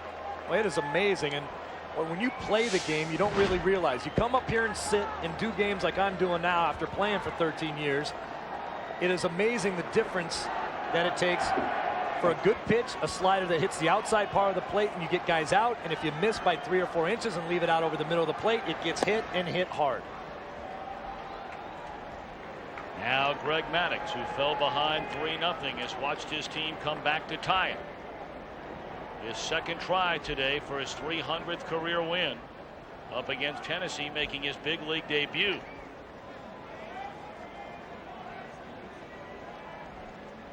One and 0 to Derek Lee. Pitch on the way and fouled out of play. Well, we have a moment. Our Budweiser Fantasy Player of the Week is Mike Cameron of the New York Mets. Log on to foxsports.com, keyword fantasy baseball. And today's game brought to you by Budweiser. Grab a cold, fresh Budweiser. It's game time. I was giving him a chance to give that last line there, Psycho. Hot, hot, hot, hot, hot, hot. I knew you were a big Ashford and Simpson fan.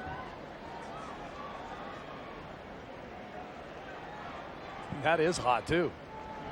That ball hammered into deep right center field, back to the wall and off against the bricks. Ricochets to Grissom, On his way to third is Ramirez, and he will score. And the Cubs have given Greg Maddux a 4-3 lead here in the 5th inning.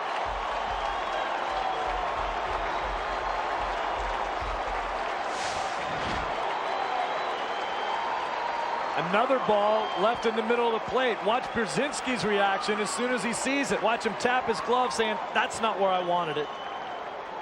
And a great job by Grissom on the carom off the wall. Look at the positioning of Marquise Grissom. Didn't matter, couldn't get the ball in time to cut down the run at the plate. But Grissom does a better job than anybody in this ballpark of knowing where the ball's going to bounce off the wall.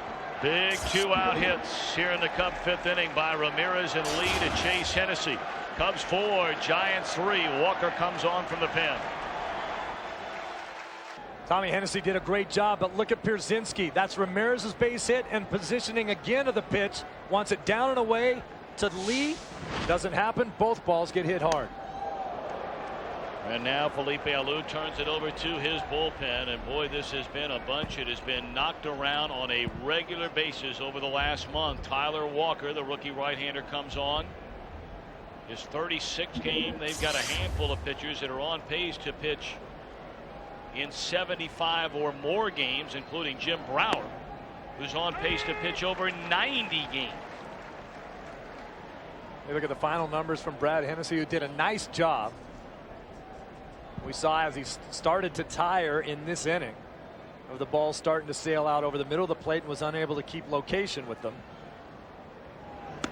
He did a good job. Yes, he did. I mean, he handled himself well. His major league debut. I mean, just think of all the butterflies and how nervous you are just on that alone. And then you're going up against a guy that Hennessy told us yesterday watched all the time as a kid. I mean, the Cubs played on a superstation. The Braves played on a superstation. So watch Maddux just about every single start. 2-2 to Walker. Sure as heck is talking to the right guy after his start next to Jason Schmidt there. Noah Lowry on the other side of Schmidt. Schmidt, leading candidate probably at this point in the season for the Cy Young Award. 2-2 to Todd Walker. Runner at second. Cubs leading by a run and a pitch check swing. They appeal down to third, and Ed Rapuano said he didn't go around. Full count.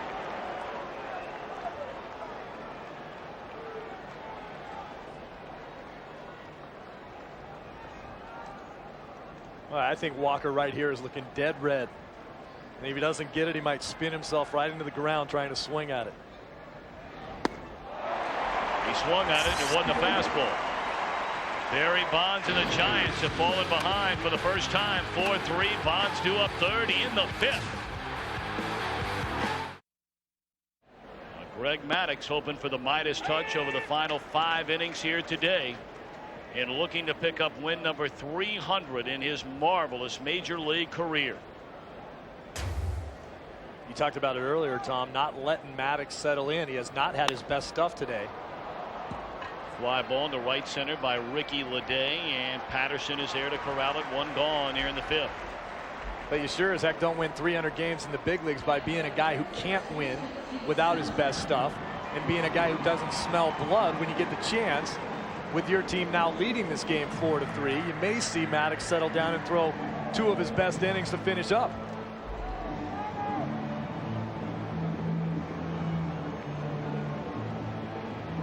.300 wins, a level reached by only 21 pitchers in Major League history. This season, of course, Maddux returning to the Cubs, the club that originally drafted him after signing as a free agent very late on February the 18th. Steve mentioned earlier, Maddux the first pitcher ever to win 15 or more games in 16 consecutive years. And during that 16-year span, he has led the major leagues in wins and innings pitched, and second only to Pedro Martinez in earned run average. To think that over 16 years, Maddux an earned run average in a hitter-friendly era of 2.76. And 13 gold gloves. Ho hum.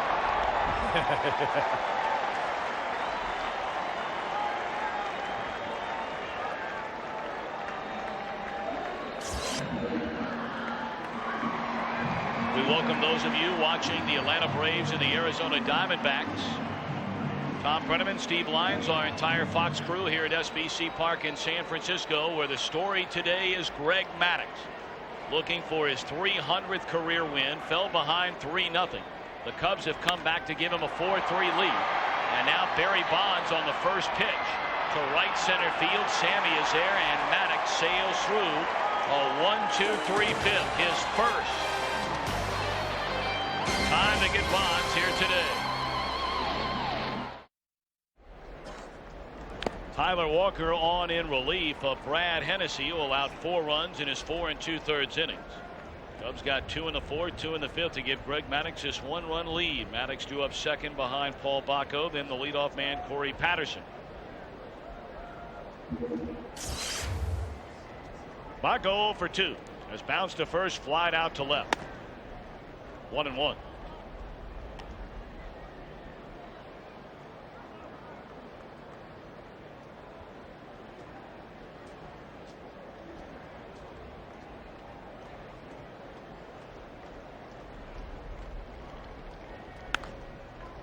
And that's a fair ball. Little cue shot down to left field line. It'll be extra bases for Bacco as a fan leans out and taps it.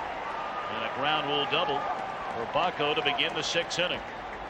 Well, a moment ago, Steve had a chance to catch up with Giants manager Felipe Alou. Felipe, obviously, as a father, you got to be very proud to have your son playing in the big leagues. But how tough is it playing against him? Well, I'm proud that he's a tough man, number one, and I'm proud that he's a good ball player too. And 3, yes, he's in the big leagues, but he's been in the big league for a long time and been a very productive guy, a tough guy. Felipe, what one area of your ball club has to improve for you to win this wild card or catch the Dodgers in the National League West? Well, we have 2 kids now in the rotation. We need to get more innings. Sorry about this, more innings from the starting pitchers. So that's why the reason our bullpen, my dog was a little tired and in disarray a couple of times. Felipe, thank you for your time. You're welcome. Greg Maddux steps up there and drops down his 8th sacrifice of the year. It was bunted so hard, Alfonso turned around to look to third. Bacco does not run well, but Davy Cruz doesn't run well either. Watch the replay and where Davy Cruz at shortstop is and how he has to get over there. You see both of them matched up at the same time. On a little bit of a wheel play defensively for the Giants, Cruz has to get over there about 5 steps earlier than he did. Well, you got to wonder if Maddux is okay over there talking to the Cub trainer in the dugout. Maddux left after 6 innings. We talked about his last start. This ball hammered off the bat of Corey Patterson, and it is long gone into McCovey Cove.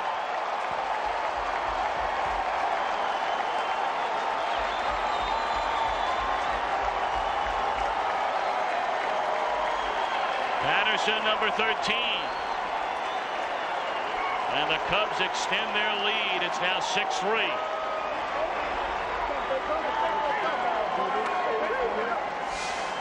Patterson jumping all over a first pitch fastball, knows it's gone. So does Tyler.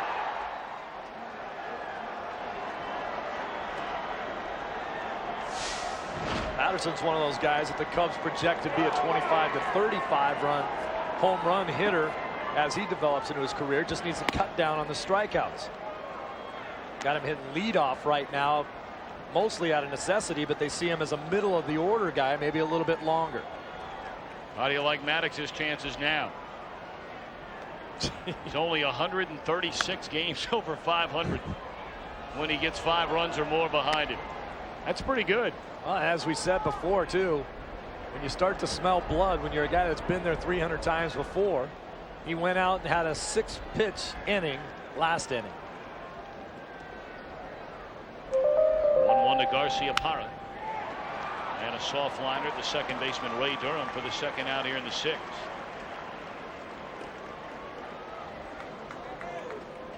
Take a look at some of the other numbers around baseball, brought to you by Burger King. Oakland leapfrogged Texas in that American League West last night. Rangers got beat up by Baltimore. They trailed today. Atlanta in Phoenix, a 3-1 lead over the Diamondbacks. And we told you the Cardinals 2-1 winners earlier today at home over the Mets. Johan Santana on the mound in that one today for Minnesota. What a year he's had.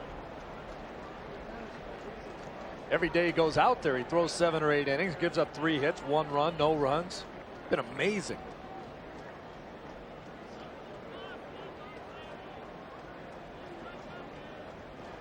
Oh, and 1 to Moises Salou. 2 down, 2 in, nobody on. Well, Lewis hit the ball right on the screws twice in 3 at bats. Back in the third, a liner right at Marquise Grissom in center. Then lined out to Bonds, his last at bat in the 5th. 1-2. That's a pitch right there. A little cutter, little slider on the outer half of the plate that will give Alou trouble. For my money, as you watch the replay of that pitch, pinpoint location, he still has the quickest hands of any guy on the Cubs team if you try to throw him inside.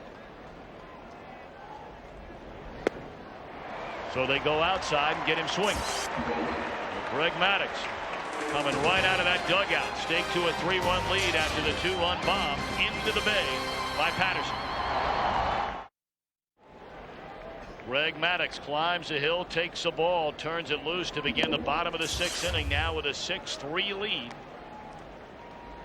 He's retired the last 7 batters since giving up the RBI double to A.J. Pierzynski in the 2-run third. 78th pitch of the game by Maddux is hit sharply, knocked down by Ramirez, but he can't find it. That'll be an infield hit undoubtedly for Edgardo Alfonzo, his 3rd hit today. Ramirez mad at himself only because he couldn't find the ball. This is a bullet, 1 hopper hit on him, eats him up. Great view of it here. Great effort to make the play, and now he just can't find it. I think that's why they call it the hot corner.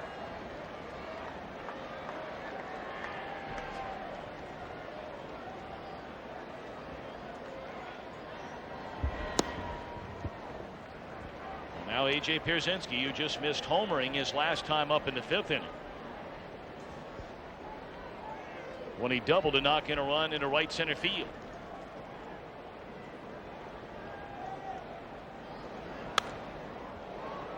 A ball and a strike.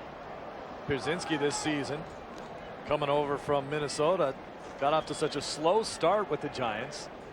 Big adjustment to playing in this big ballpark, clearly a pitcher's park. Daytime the ball travels a little bit better.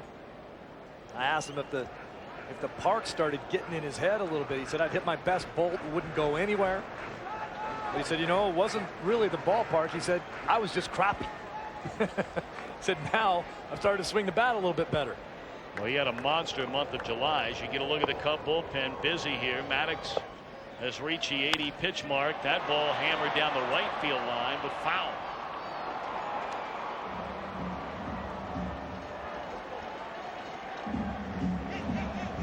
So the left-hander Kent Merker, the right-hander John Lester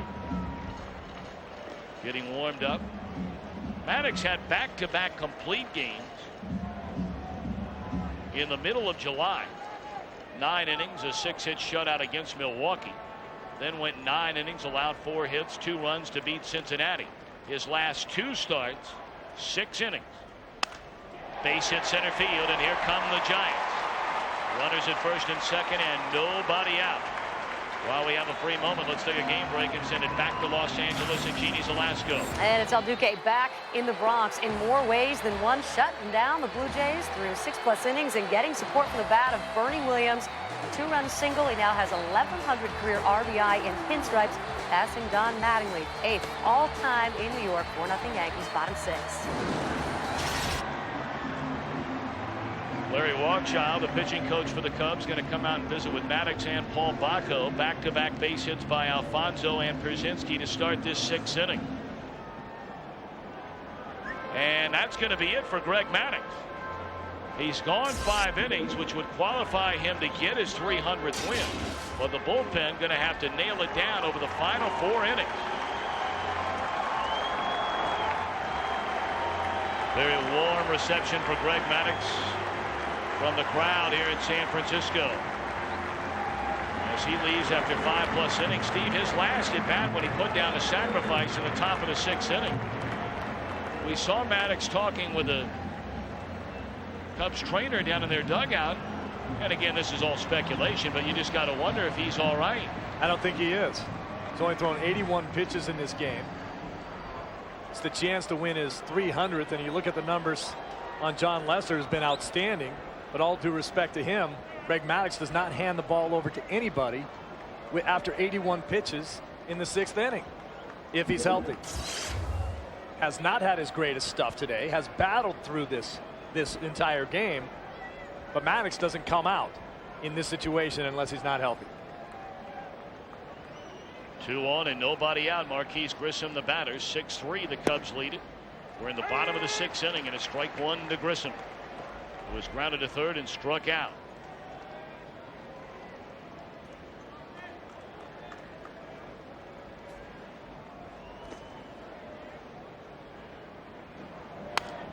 Fouled out of play, 0-2.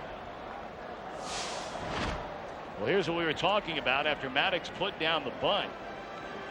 Reaching over and feeling the forearm or the wrist. I don't know, maybe just wiping it off. But talking about something with a trainer. Trainers aren't guys you really like to talk to that much. No. They say Grissom went around, and that's strike 3. On the appeal down to Lance Barksdale, the first base umpire. Grissom making the offering at the pitch. Definitely a strike.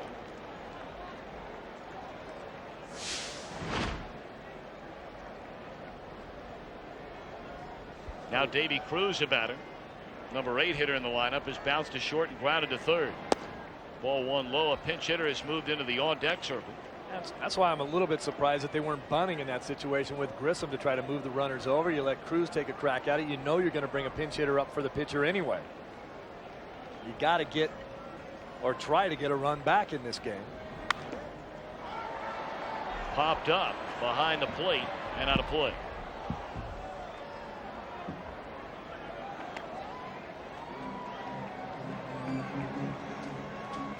Lester throwing the ball so well for the Cubs right now. They had a decision to make when they activated Ryan Dempster, who pitched in the game here last night.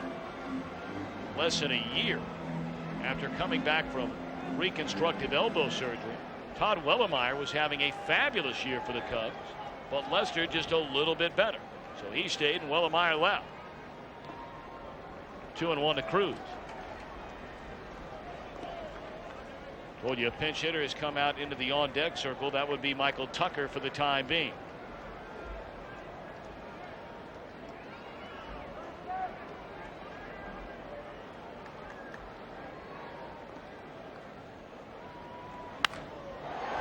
Hammered foul.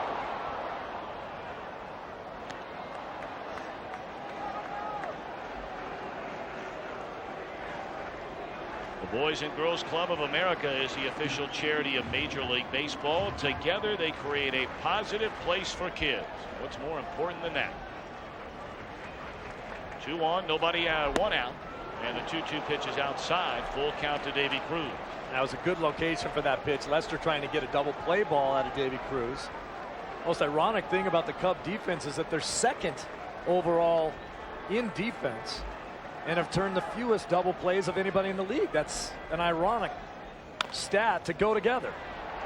Bouncer off the glove of Ramirez, making the turn and coming home is Alfonso. And now it's a 2-run ball game as Davy Cruz knocks in his 25th run of the season.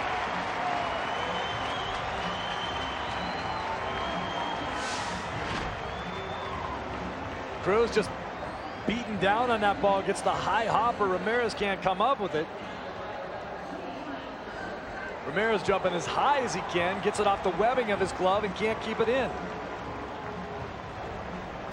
Alfonso taking a good look at it, and after the ball gets past Ramirez, knows that he's going to try to score.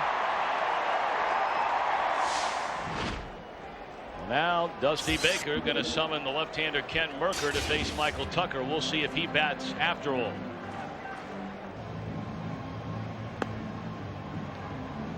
Two on, 1 in. Giants trailing the Cubs 6-4 here in the bottom half of the 6th inning. Now Michael Tucker was announced as the pinch hitter. Dusty Baker made the decision to bring on the left-hander Kent Mercker. And now Felipe Alou will counter with Pedro Feliz to bat for Tucker.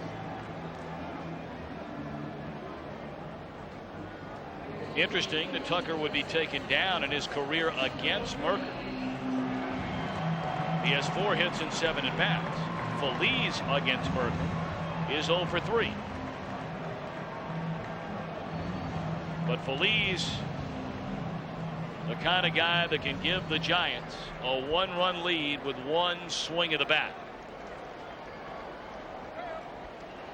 Feliz playing time has pretty much dwindled down to nothing.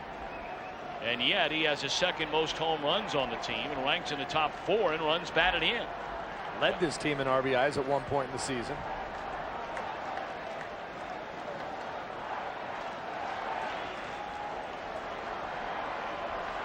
Pierzynski and Cruz aboard.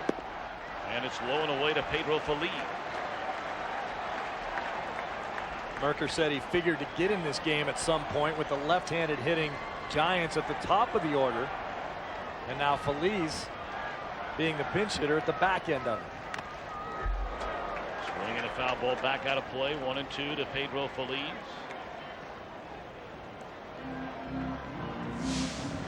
Want to be a big league catcher? Hello. That hurts a lot worse when you're the guy with the mask on.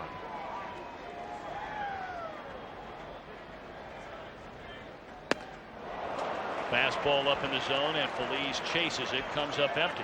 So now 1-2 on Feliz. This guy is almost impossible to walk.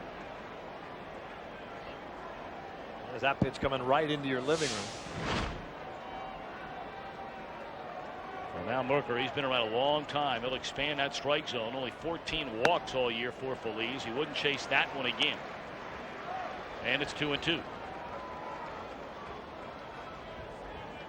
Felipe Alou making the comment that Feliz is going to have to be a corner infielder the rest of his career. That one hooked foul.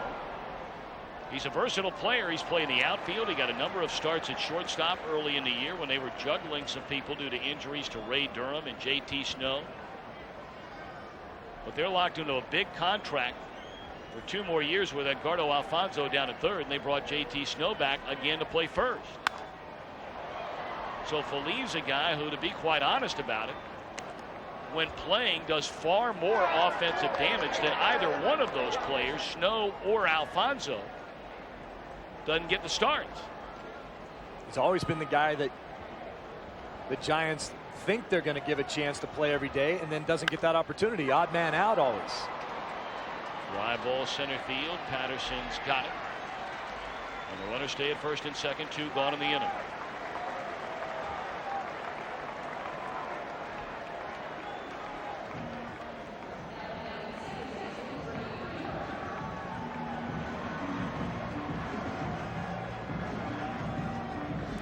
Now Ray Durham, for the first time today, turns around to bat right-handed. Went 1 for 3 against Maddox, led off the bottom of the first inning with a triple and scored.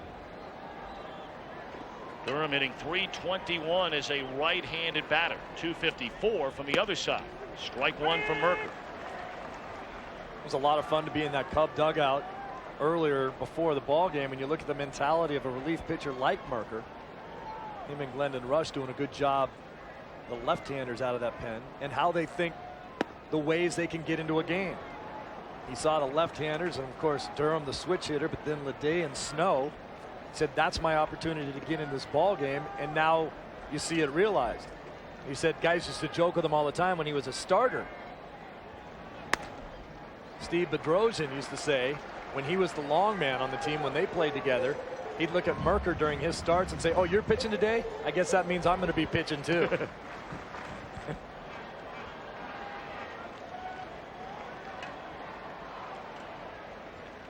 2-1 to Durham. And popped up. Playable for Walker, and that'll do it. Giants get 1 back. Trail by 2. Sammy and the Cubs coming up after a break from your local Fox station. Top half of the 7th inning we go. A 6-4 Cubs lead over the Giants. Sammy Sosa to start things against a new pitcher, Matt Hergis. Hergis began the year as a Giants closer, something he had never done before. And you see he got 23 of them. But an ERA of up over 5.5. Dustin Hermanson came on to close out the ball game here last night. And the Giants looking for any combination of pitchers just to get outs. His bullpen has struggled mightily over the last month. It's like a double-edged sword for the bullpen because the starters on this team have not gone deep into games, so the bullpen has been overworked. You get overworked, you get a little bit tired, and you're not going to admit that you're tired. You don't get guys out, you're not as sharp. You get up in the pen and don't get into ball games. You get up a couple times in a game and don't get in. Your arm's hanging halfway through the season.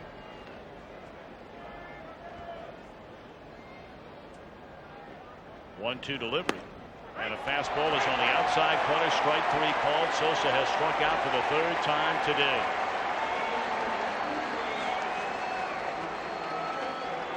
I think clearly for the Cubs, this is one of the things that they wanted to do was get into this Giants pen, knowing how poor they've been over the last few weeks. Steve, as you look at this wild card race, and the Cubs come into play today, one game better than San Diego, two better than the Giants, and there are others, I mean more than a handful of others that feel like at this point they have a legitimate chance to still win the wild card, including Philadelphia and Houston, the defending world champion Florida Marlins, only 5.5 back. As you look at the final 2 months of the season, if you had to handicap it, who do you like in that group? Well, I like the Cubs for one of the reasons that you had said before.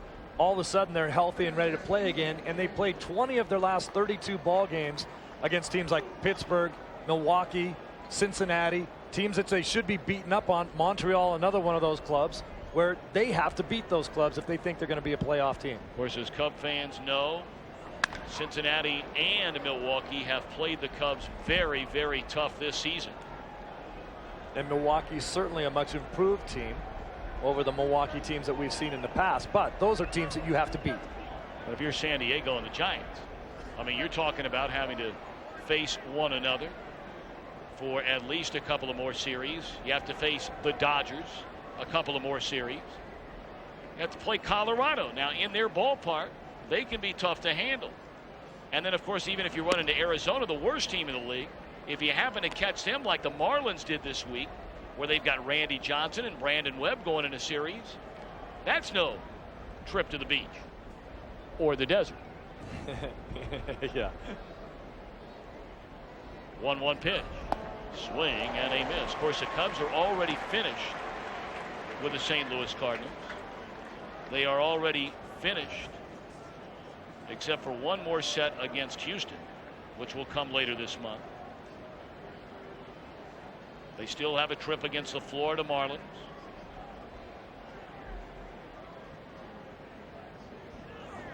Big swing and a miss by Derek Lee, and that'll end the inning. So a good solid 7 for Hurtis. Bonds and company down 2 as they stand and stretch at SBC Park. Now how about that highlight right there, Steve? That is big league. A floating house. Merker apparently not doing well either. We wondered about Greg Maddux, who was talking to the training staff in the dugout. And now Merker goes out there to warm up in the bottom half of the 7th inning, and off he goes. Well, the Cubs have certainly had more than their fair share of injuries this season, but really outside of Joe Borowski, their closer when the year began, who was expected back maybe in about 3 weeks. They are as close to full strength as they have been all season long.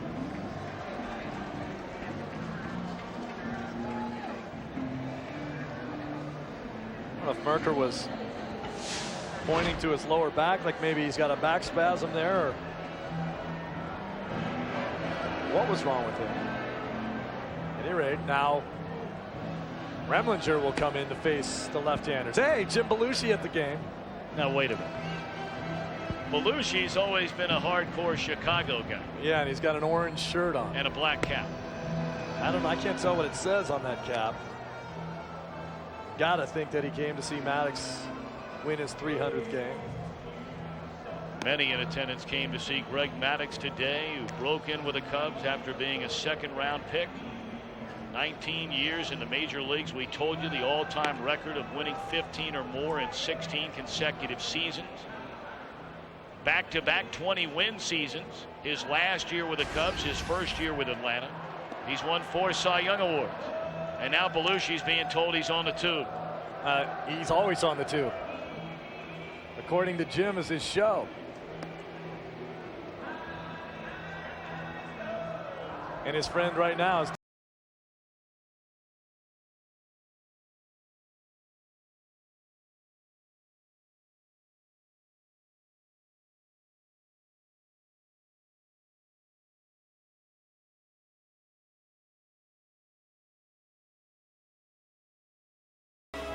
It's interesting to know that Rover Alexander, who got his 300th win as a Cub against the Giants, also got his 200th career win against the Giants. That was a classy move from the fans here at the ballpark today. A lot of Cub fans, but the San Francisco fans all stood and cheered when Maddox left the game as well, recognizing the effort for 300 victories. All right, now Mike Remlinger takes over and faces the pinch hitter Dustin Moore, who hits his first pitch down the line into the corner. And now the tying run will come to the plate here in the bottom half of the 7th inning.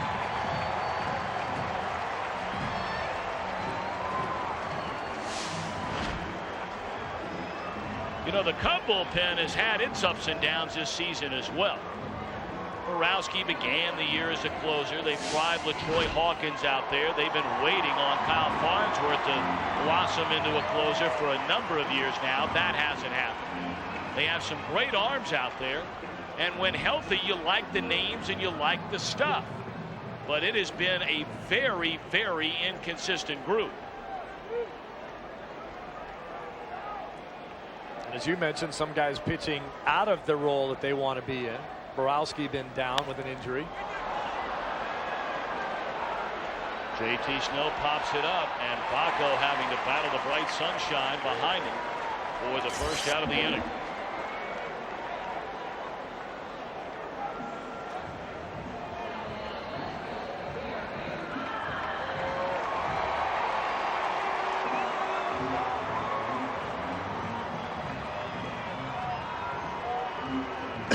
Welcome those of you watching the Diamondbacks and the Braves in Phoenix. Braves leading that one 3-2 as they go to the 9th. Those chickens symbolic of the opposing pitchers being chicken to pitch to Barry Bonds. They hang one of those up every time he's intentionally walked. And it appears as though he will not be intentionally walked right now. First pitch swinging is Bonds and fouls it out of play.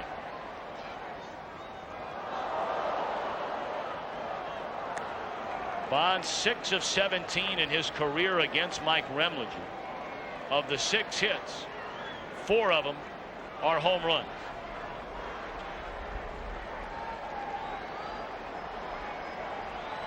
Bonds 0 for 1 today. A sac fly RBI in the first. He was walked in the third. Outside, a ball and a strike. Bonds representing the tying run here in the Giants' 7th inning. They trail 6-4. Remlinger is going to try to come in on the hands of Bonds off the plate and try to get him out on balls away from him. Oh, he got a pitch to hit right there and fouled it straight back. It is rare that Bonds will get a pitch like this and not do major damage. Look at the concentration, the eyes of Barry Bonds. That ball up in the zone and out over the plate, coming straight at you here. And you're right about that, Tommy. If Bonds gets this ball, it's still going. 1-2 the count on Bonds. Breaking ball down and away. Bonds 29 home runs this season. With his next home run, it will mark his 14th year, 13th consecutively, that he's reached the 30 homer level.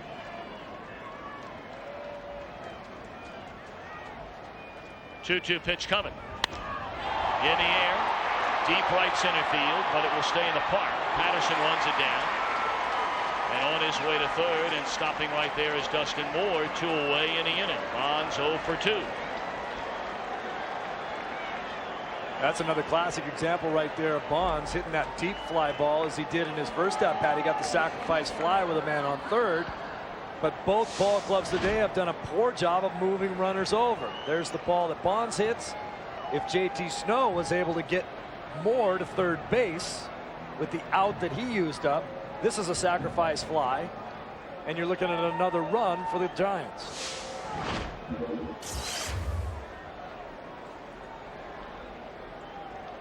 Now they'll need a 2-out hit, if not a wild pitch, pass ball, whatever the case may be, to get that runner in from third. And there's strike one to Edgardo Alfonzo, a perfect 3 for 3 today.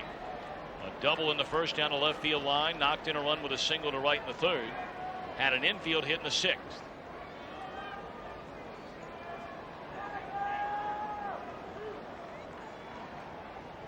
Alfonzo only 2 of 13 in his career against Remlinger.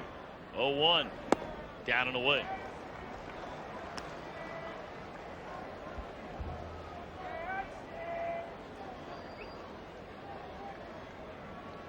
Remlinger just looked at Todd Walker and asked him to move about 4 steps to his left into the 2-hole between first and second base. Which tells you what? I think that Remlinger wants to pitch Alfonzo away, and he has a better opportunity to be hitting it in between the first and second baseman, and that's why he wanted to move him over. Now, worst thing that can happen to you is to move your second baseman over and then have the guy hit one right up the middle. 2-1 to Edgardo Alfonzo. Moore at third base with 2 away. He lifts one the other way. Sosa coming on, and he's got it. That'll end the inning. Good work by Remlinger after allowing a leadoff double. We go to the 8th, 6-4 Chicago.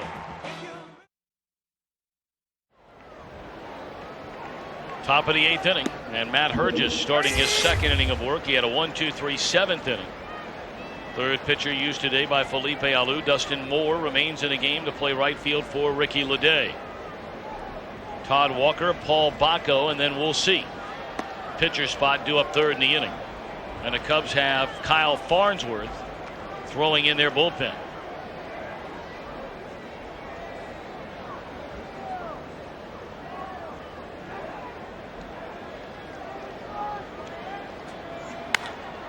Hooked into right field, a base hit by Walker. His second hit, third time he's been aboard. Man, he can swing that bat. Well, this fall, America's #1 pregame show returns. Our guys take you on the road from opening kick all the way to Super Bowl 39 in Jacksonville. Along the way, they'll be live at some of the year's best games, bringing you the biggest stories around the NFL. Fox NFL Sunday. The journey begins September the 12th, right here on Fox.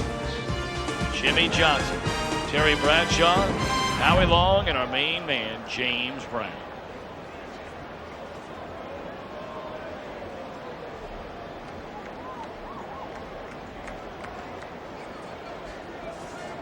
Psycho, I know you're getting geared up for another season of NFL. Love the NFL. Can't wait for it. Paul Bacco, the batter, and lays down the bunt beautifully. Picked up by Pierzynski, and he'll throw out Bacco, give him a sacrifice. And Walker on to second base. All right, you at home are currently voting among these outstanding plays from today's game to select as the singular play of the game. And you have a choice: the lead double, the Corey Patterson home run, or the bad hop by that guy. Yeah, I mean, I don't know how that guy is not the play. He's trying to hide behind. Looks like Bob Brenly sitting there. Now here's a play we're talking about. Not only that, springs to his feet, forgetting all about his hat, which stayed out there on that warning track. Someone got it back to him. Pulled to the right side by the pinch hitter Jose Macias. And on to third base goes Walker, 2 away in the inning. How is that not the singular play of the game? Well, we'll see. But you can't vote on that one. I thought it was either the lead double or the Patterson home run. They had 3 of them. Okay, I looked over a little late. It was the flip play. Okay, so I beg your pardon. Well, here comes Corey Patterson, one of your choices. Back in the 6th inning with a man aboard.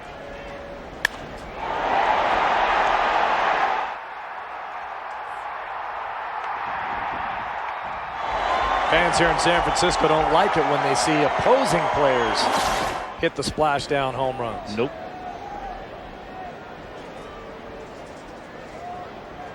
Runner at third with 2 men out, and Patterson waits. Cubs leading 6-4 here in the 8th inning, and a first pitch fastball from Hergis in there, a strike.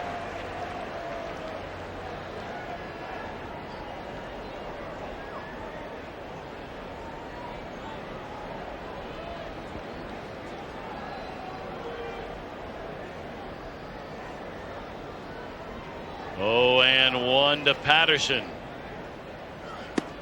And it's in there, strike 2. You know, some of the Giants fans have gotten a little down on Hergis. I mean, they asked him to do something this year that he has never done before. I mean, it's like asking a guy to go out and hit 25 home runs. It's not his MO.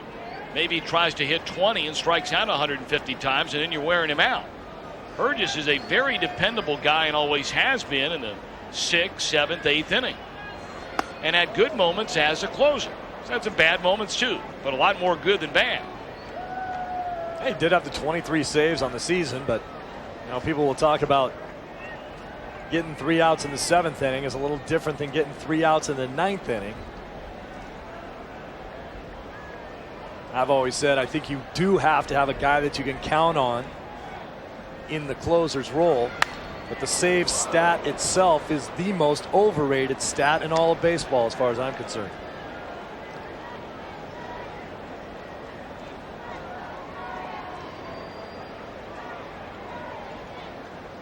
One and 2 the count on Patterson. The Cubs coming in with a 1-game lead in the National League wild card race over the San Diego Padres, who will play at Petco Park later on tonight against the Pittsburgh Pirates.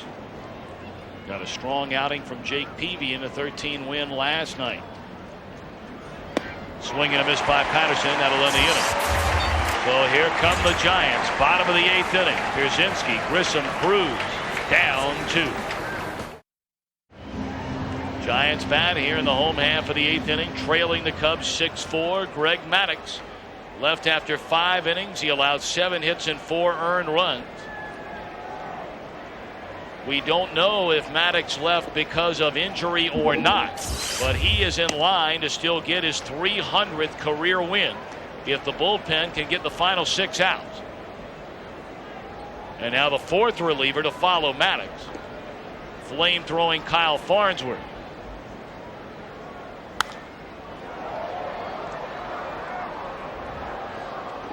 We're being told now that we've gotten word from the Cubs clubhouse that there is nothing wrong with Greg Maddux. That surprises me a little bit, saying that he maybe ran out of juice. It was a hot day today. He only threw 81 pitches. He was struggling with his control a little bit, and he left with 2 guys on. You don't see Maddux leave games like that very often. 2-1 the count on A.J. Pierzynski. Kerry Wood coming off a sensational start in Colorado along with Mark Pryor as they get healthier and healthier as this season moves on. But the story today, the veteran of that staff, Greg Maddux.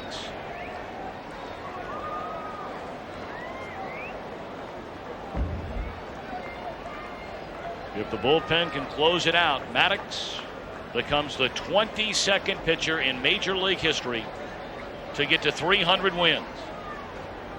And he would be the first in the National League since Steve Carlton did it back in September the 23rd, 1983. So 21 years have gone by since a National League pitcher got his 300th win.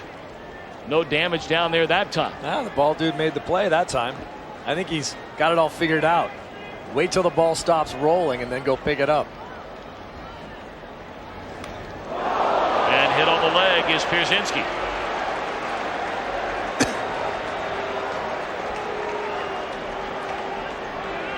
Who better to ask than Dave Righetti about the great career of Greg Maddux. We had a chance to do that earlier today. It was a ball game, but to maintain it all through the pressure of whatever situation comes up, because the only way to win is to walk off the field with your team ahead somehow. And this guy is not only a competitor, but he's smart. And on top of that, he's got a lot of guts. And you mix them all together and you end up with great Maddux.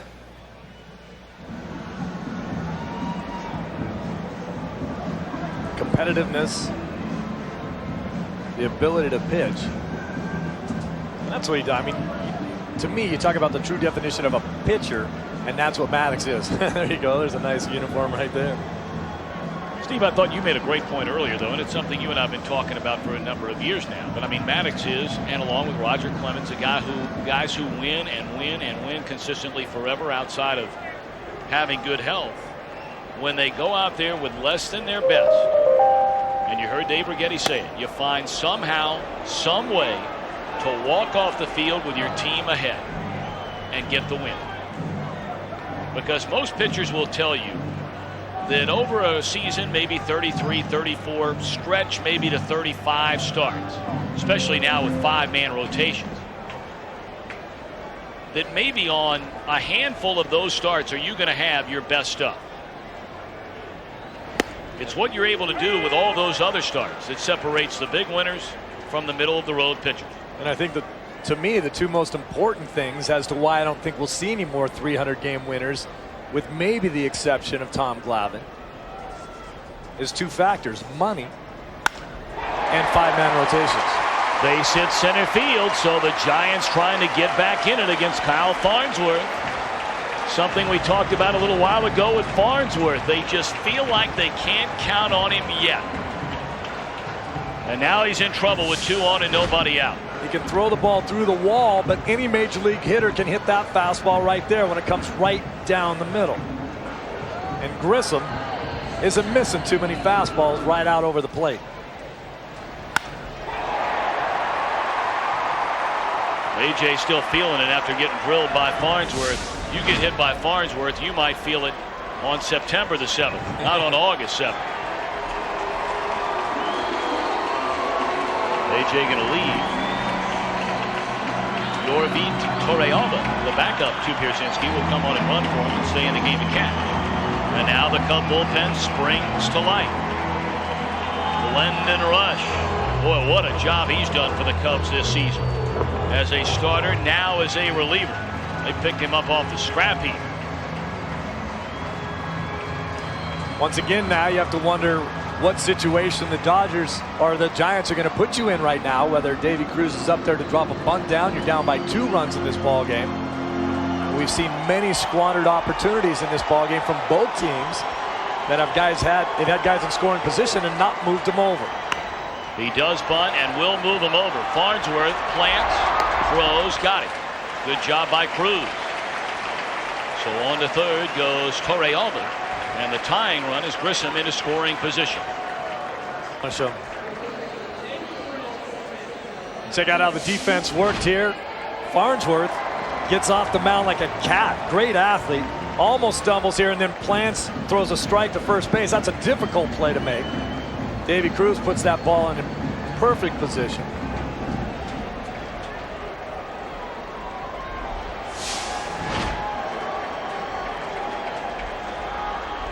Remember a play like that during the LCS last year where he slipped and fell and made a poor throw in a game against the Marlins. Now Neifi Perez to bat.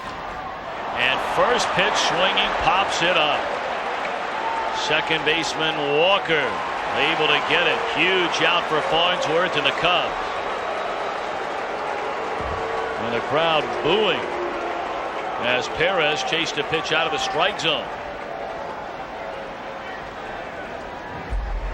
Jim Belushi down here in front of his Holden court, standing up in front of all the Giant fans, turning around and holding up a finger. One more. Now he's sitting down.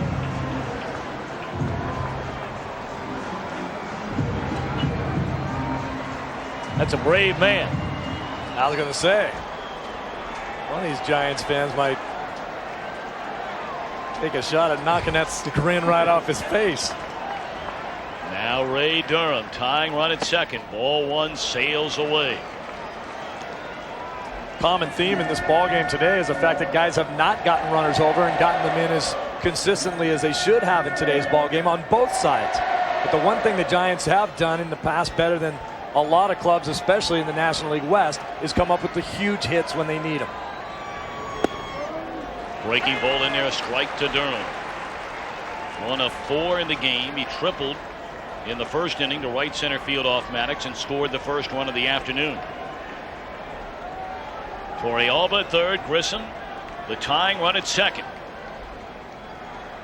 2 away here in the Giant 8th inning. Farnsworth, the pause and the pitch. Slider down and in. Good pickup there by Bacco. It's a great job, and nobody cares about it except for the backup catcher on a team. Look at the nasty break on that slider. Bacco getting over there, trying to make sure he stayed in front of it, because if you don't stay in front of that ball, it means a run scored.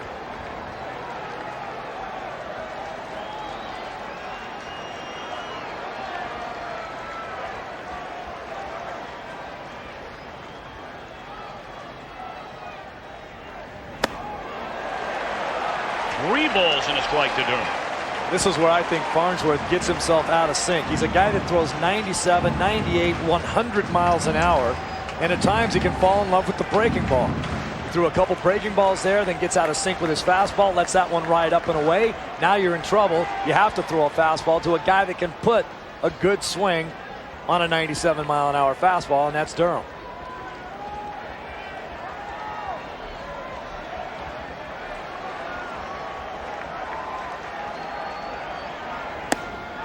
And he has walked Durham again on the breaking ball. Wow.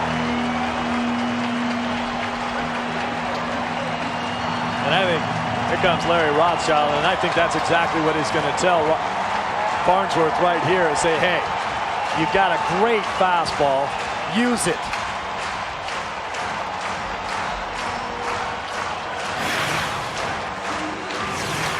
Regional coverage continues next Saturday. Some great matchups, including division-leading St. Louis and Atlanta. The Giants will be in Philadelphia.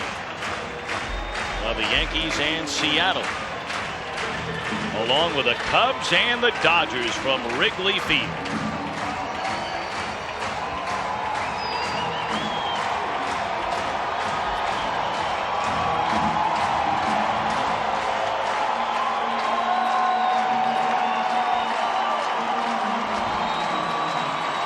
So now they're loaded for Dustin Moore. He had a pinch hit double in the 7th inning. First pitch, breaking ball, strike 1 to Moore. There's the breaking ball again from Farnsworth.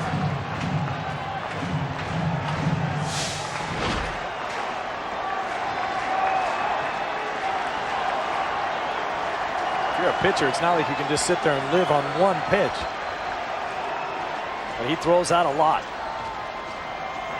Came with another breaking ball and a bouncer to Garcia-Parra for the first play to end the inning. The Giants leave them loaded. They've stranded 10. Sammy and the Cubs coming up in the 9th, leading by 2. Top of the 9th inning, the Cubs leading 6-4. 3 outs away from Greg Maddux getting his 300th career win. Brett Tomko coming on to pitch out of the bullpen. And a base hit into right field by Nomar Garcia-Parra, his 3rd hit today. And again, it comes on the first pitch.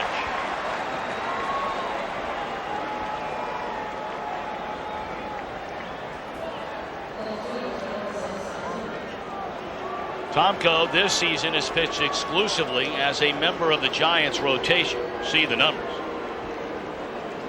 His last outing out of the bullpen came June 14th of last season with the Cardinals against the New York Yankees during interleague play. Moises Alou is 0 for 4.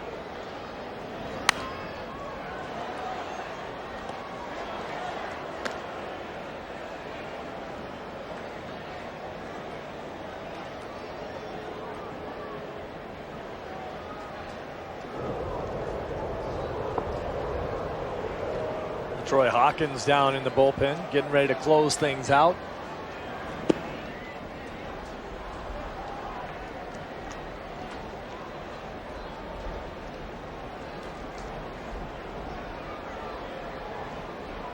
Greg Maddux today made his 594th career start, his 231st as a Chicago Cub.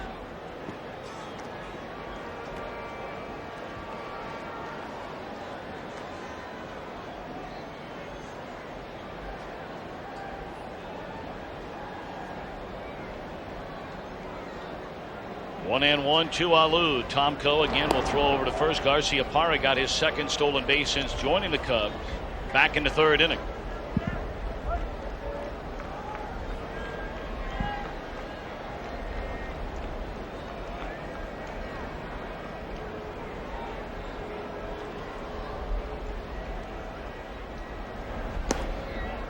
Breaking ball down and away. 2-1 on Alou.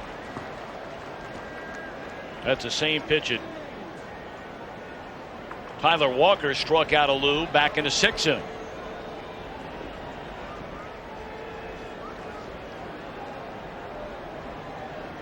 He pitched Sammy Sosa and Moises Alou very similarly, up and in to show him the pitch and then get him out away. Grounded foul again on that breaking ball down and away from him. 2-2 on Moises Alou. I think it speaks to the fact of Greg Maddux and the way he pitches. He's lived on movement and location, and how hard it is for pitchers to throw the ball where they want all the time. You're talking about two very, very good hitters in Alou and Sosa, but everyone knows the basic formula of how to try to get him out.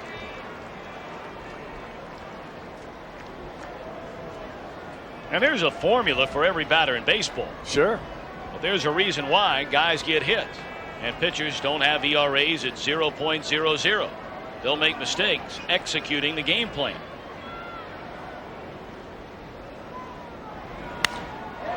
Hit hard down the left field line, but foul.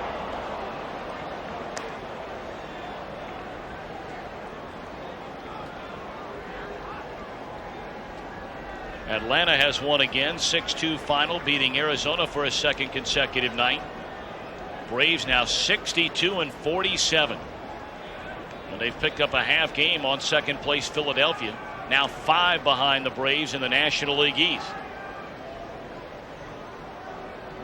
2-2. In the air, well hit, deep left field, and Bonds will watch it fly.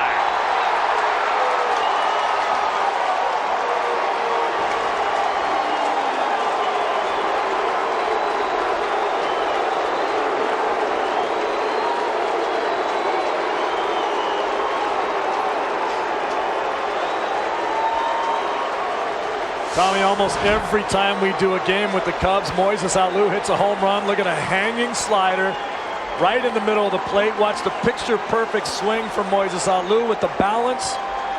Watch the spin of the ball. That's just saying, hit me all over it. You don't get it to the location. And as we've talked all day, even with Moises being 0 for 4 coming into that at-bat, he is the most dangerous hitter on the inner half of the plate that the Cubs have right now.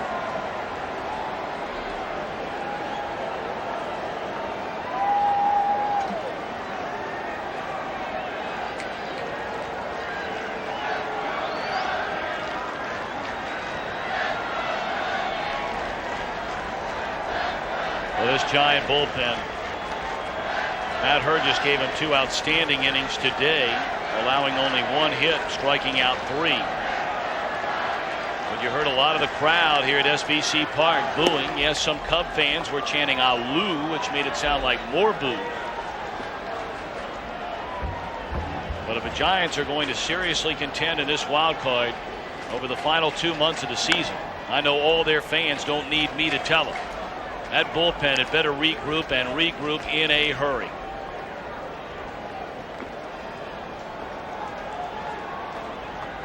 Feel bad for Felipe Alou. He doesn't have a whole lot of options. Said the other day that if it wasn't for Jason Schmidt, every guy in my bullpen would be in the hospital. Schmidt goes out there and gives you complete games, goes deep into the ball games, but the rest of his starters do not. And that's where the genesis of it all is. Yes. I mean, you know, talk about the bullpen and how bad this guy is, or how much this guy's struggling, or whatever the case may be. When you got to patch together 12 outs just about every night, unless Schmidt's going, to get out of your bullpen, that is tough duty. And now with Jerome Williams out for quite some time, maybe the rest of the year, they're leaning on 2 rookies in their rotation. You saw Hennessy today along with Noah Lowry to go with Kirk Reeder, Jason Schmidt, as there's ball 4 to Sammy Sosa. Time for our Tenactin great feat of the game. Greg Maddux took the mound today, his second try and win number 300. He had to leave the game after 5 innings, allowing 7 hits and 4 runs. Struggled early, but really settled in nicely the rest of the way before having to leave this one. And now his team has a 4-run lead with 3 outs to go to hand him number 300.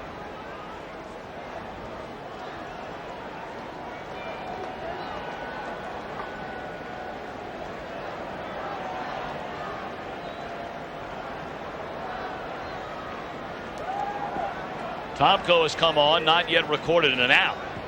Gave up a single to Garcia Parra, a 2-run home run to Alou. Sosa follows with a walk.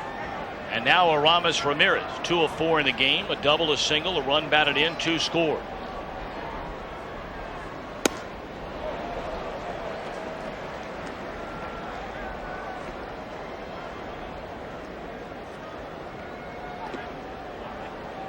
Cub team, meanwhile, looking ahead of the final 2 months of the season, as healthy as they have been all year long.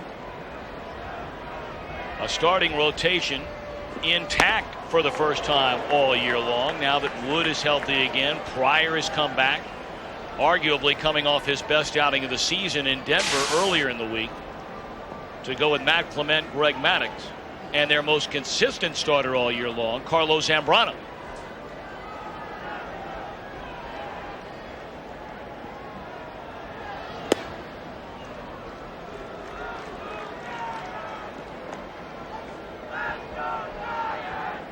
It's not a starting rotation if you're an opposing club coming into Chicago to play, or even then when they come to see you, that you're real happy about facing those guys.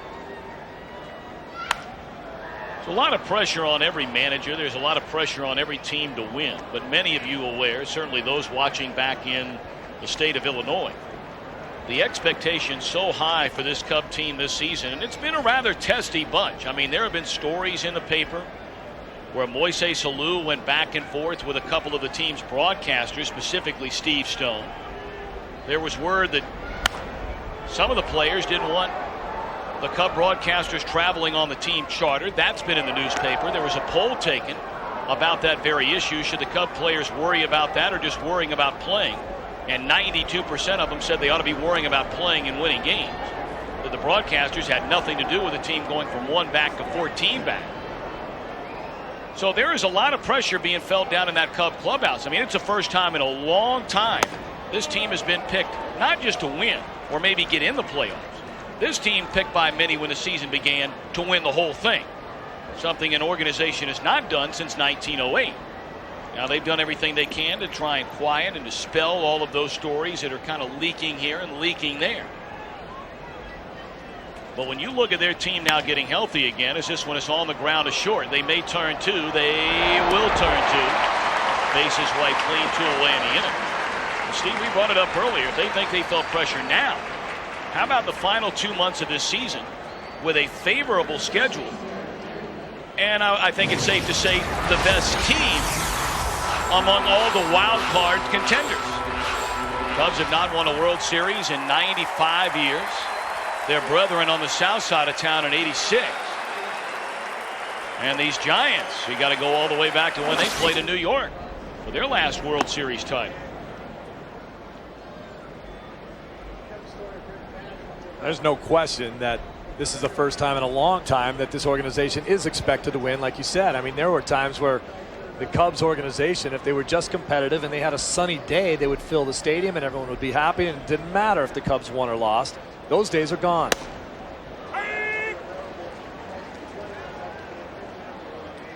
Jim Hendry and the executive management of this ball club has changed the thinking, and it's a good thing. But the thing that comes with that responsibility is the fact that you are expected to win, and then you have to go throw numbers up there. Makes it a little more difficult on everybody if you don't. And I tell you, the Tribune company, the parent company, of course, of the Cubs, has taken a lot of heat through the years about wanting to win. There's a diving play made in right field by Dustin Moore to end the inning. Moises Alou stretches the lead to 4 as we go to the bottom of the ninth.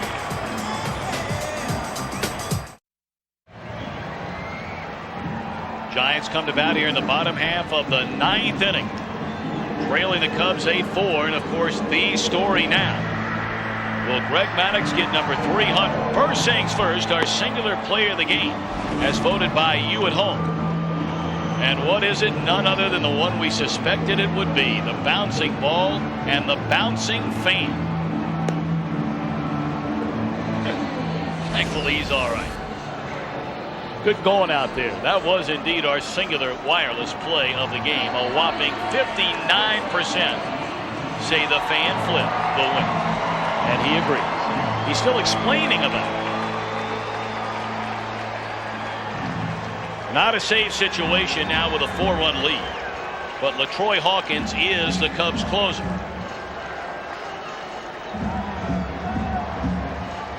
Hawkins having an excellent year. He's nailed down 17 of them. And a 2.86 ERA.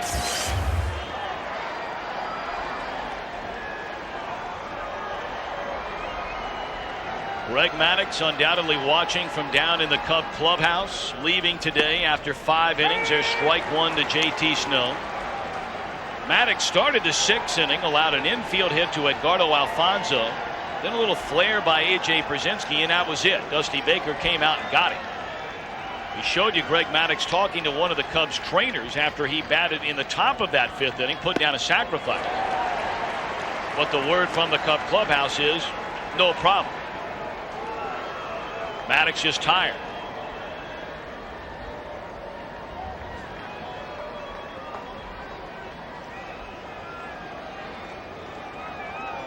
Oh, and 2 the count on JT Snow.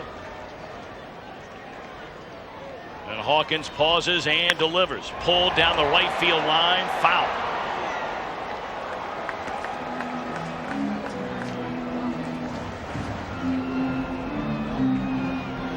Greg Maddux has beaten 201 pitchers in his career. And with Brad Hennessy making his major league debut here today, it would be his 202nd.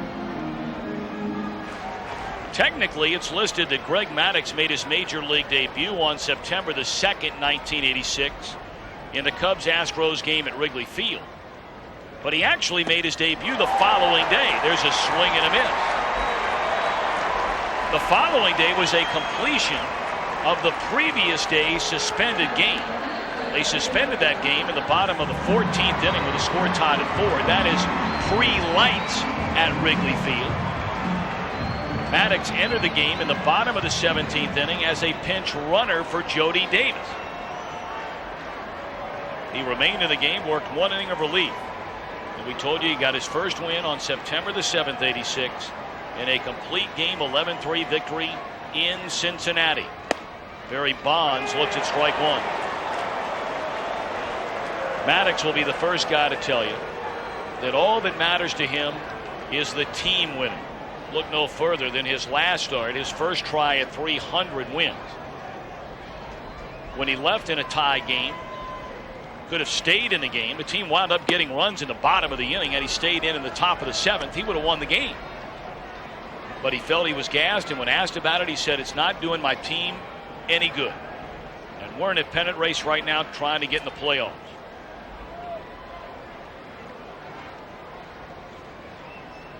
One to Bonds. Pulled foul. Barry 0 for 2 today, had a sac fly RBI in the first inning. He walked in the 3rd.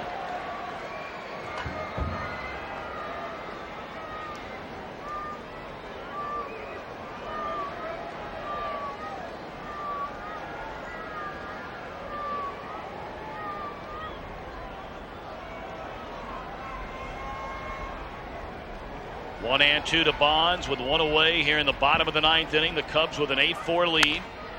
And it swung on, hit down the left field line. They're overplaying so much that Alou will not get there.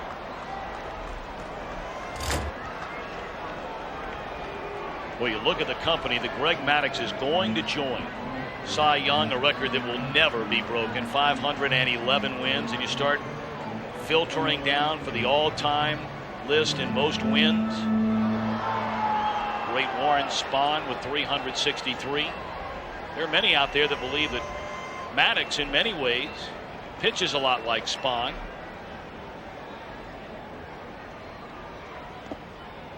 That pitch down, and it's 1-2, goes to 2-2 now on Bonds. The great Steve Carlton at 329, Nolan Ryan, Don Sutton. Sutton got his 300th win on his second try, like Maddux is in line for here today. It took Roger Clemens his fourth try. Tom terrific. Tom Seaver 311. And now Greg Maddux trying to become the 22nd pitcher in the history of the game to win 300. Amazing. Pulled foul. Steve Lyons has made his way down to the Cub clubhouse. Hopefully we'll have a chance to hear from Greg Maddux after the ball game. We'll let you know.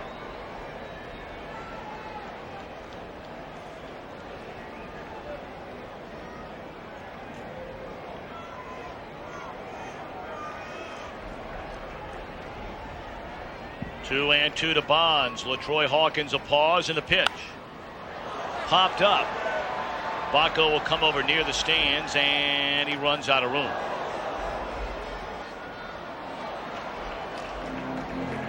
Not only has Maddux had the 16 years of winning 15 or more games, an all-time record. 17 years now he's won 10 or more. He's only a year away from breaking or tying the all-time record in that category held by Cy Young.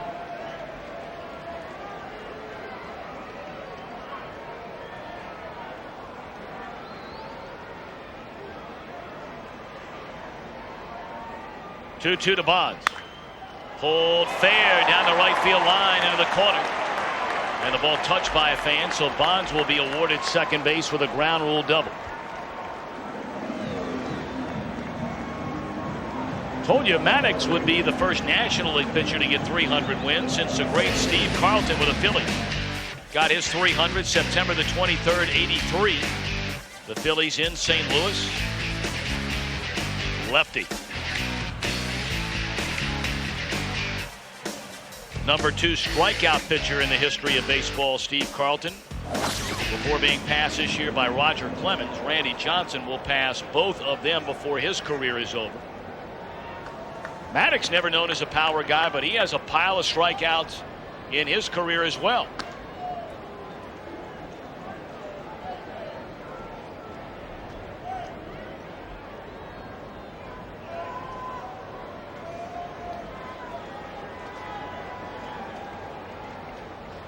Bonds at second, one away here in the Giant ninth inning, trailing the Cubs 8-4. 8 runs, 12 hits for the Giants, or for the Cubs, I beg your pardon. 4 runs, 11 hits, and 10 men left on base for the Giants. Ball one low and away to Edgardo Alfonso. 3 of 4 today. He's doubled, singled, knocked in a run, singled again, and has scored twice.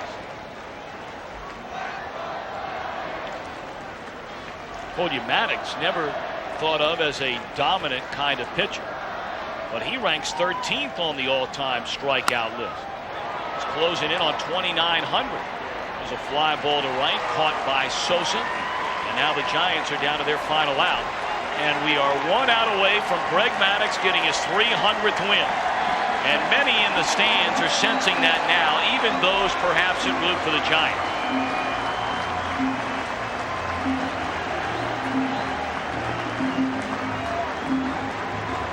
Not nearly to the same extent that you'll see in ballparks where a visiting pitcher is working on a no-hitter late in the game, or earlier this season in Atlanta when Randy Johnson was twirling a perfect game. But for the Cub faithful, they know that Maddux, who went 5 innings today, is an out away from win number 300.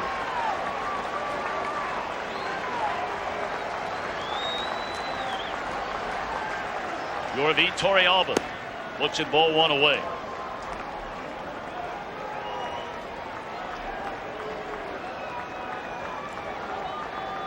Well, you think about how many games through Maddox's career where he's pitched 7, 8, 9 innings, maybe given up 2, 3 runs, 1 run, and gotten beat. It only figures that sooner or later you're going to get wins like today. Baseball players will tease a guy like Maddox, saying he got a vulture of a win here today, and he'll laugh about it, and he'll be the first one to say, you're right. 5 innings, that's not been his MO. But for a guy who has pitched remarkably as he has in his major league career, you deserve to get some of these as well.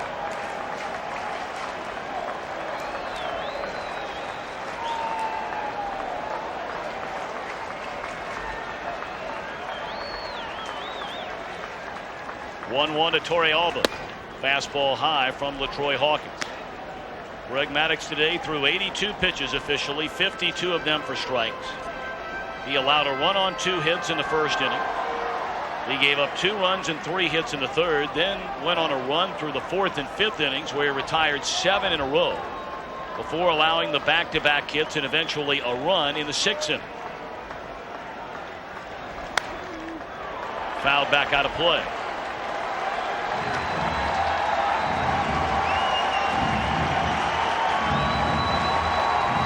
No sign of Maddux down in that Cub dugout.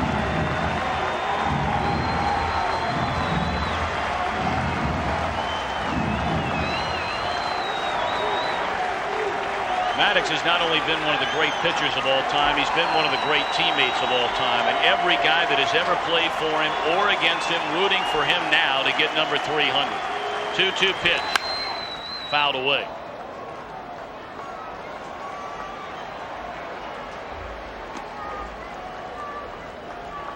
If there has ever been a more unassuming star in the history of baseball, it's hard to think of one more so than Greg Maddux. I mean, he is as laid back, as down to earth, as approachable a guy as anyone who's ever put on a major league uniform. And that's why I say anybody who's ever played with him, or even those that have competed against him, are going to be mighty happy for him in a moment. 2-2 the count on Torrealba. And there it is. LaTroy Hawkins puts the finishing touch to give Greg Maddux his 300th career win, the 22nd pitcher in the history of baseball to collect 300 wins in a career. Congratulations, Greg Maddux.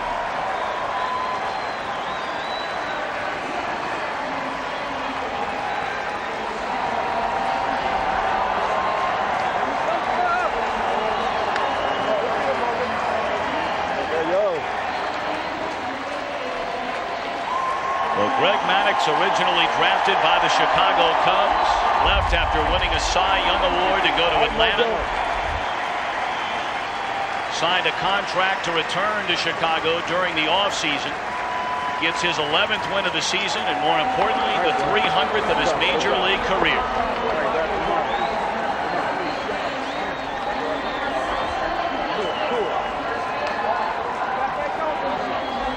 Steve Lyons is standing by downstairs. Again, we're hoping to hear from Maddux on this historic day. Greg, you know, you've always been such a team guy, never worried about yourself, but now with 300 wins, just the 22nd guy in the history of the game to do it. Do you have to step back and think about your standing in the game? Well, yeah, it's pretty cool. You know, today was, it wasn't really that easy today.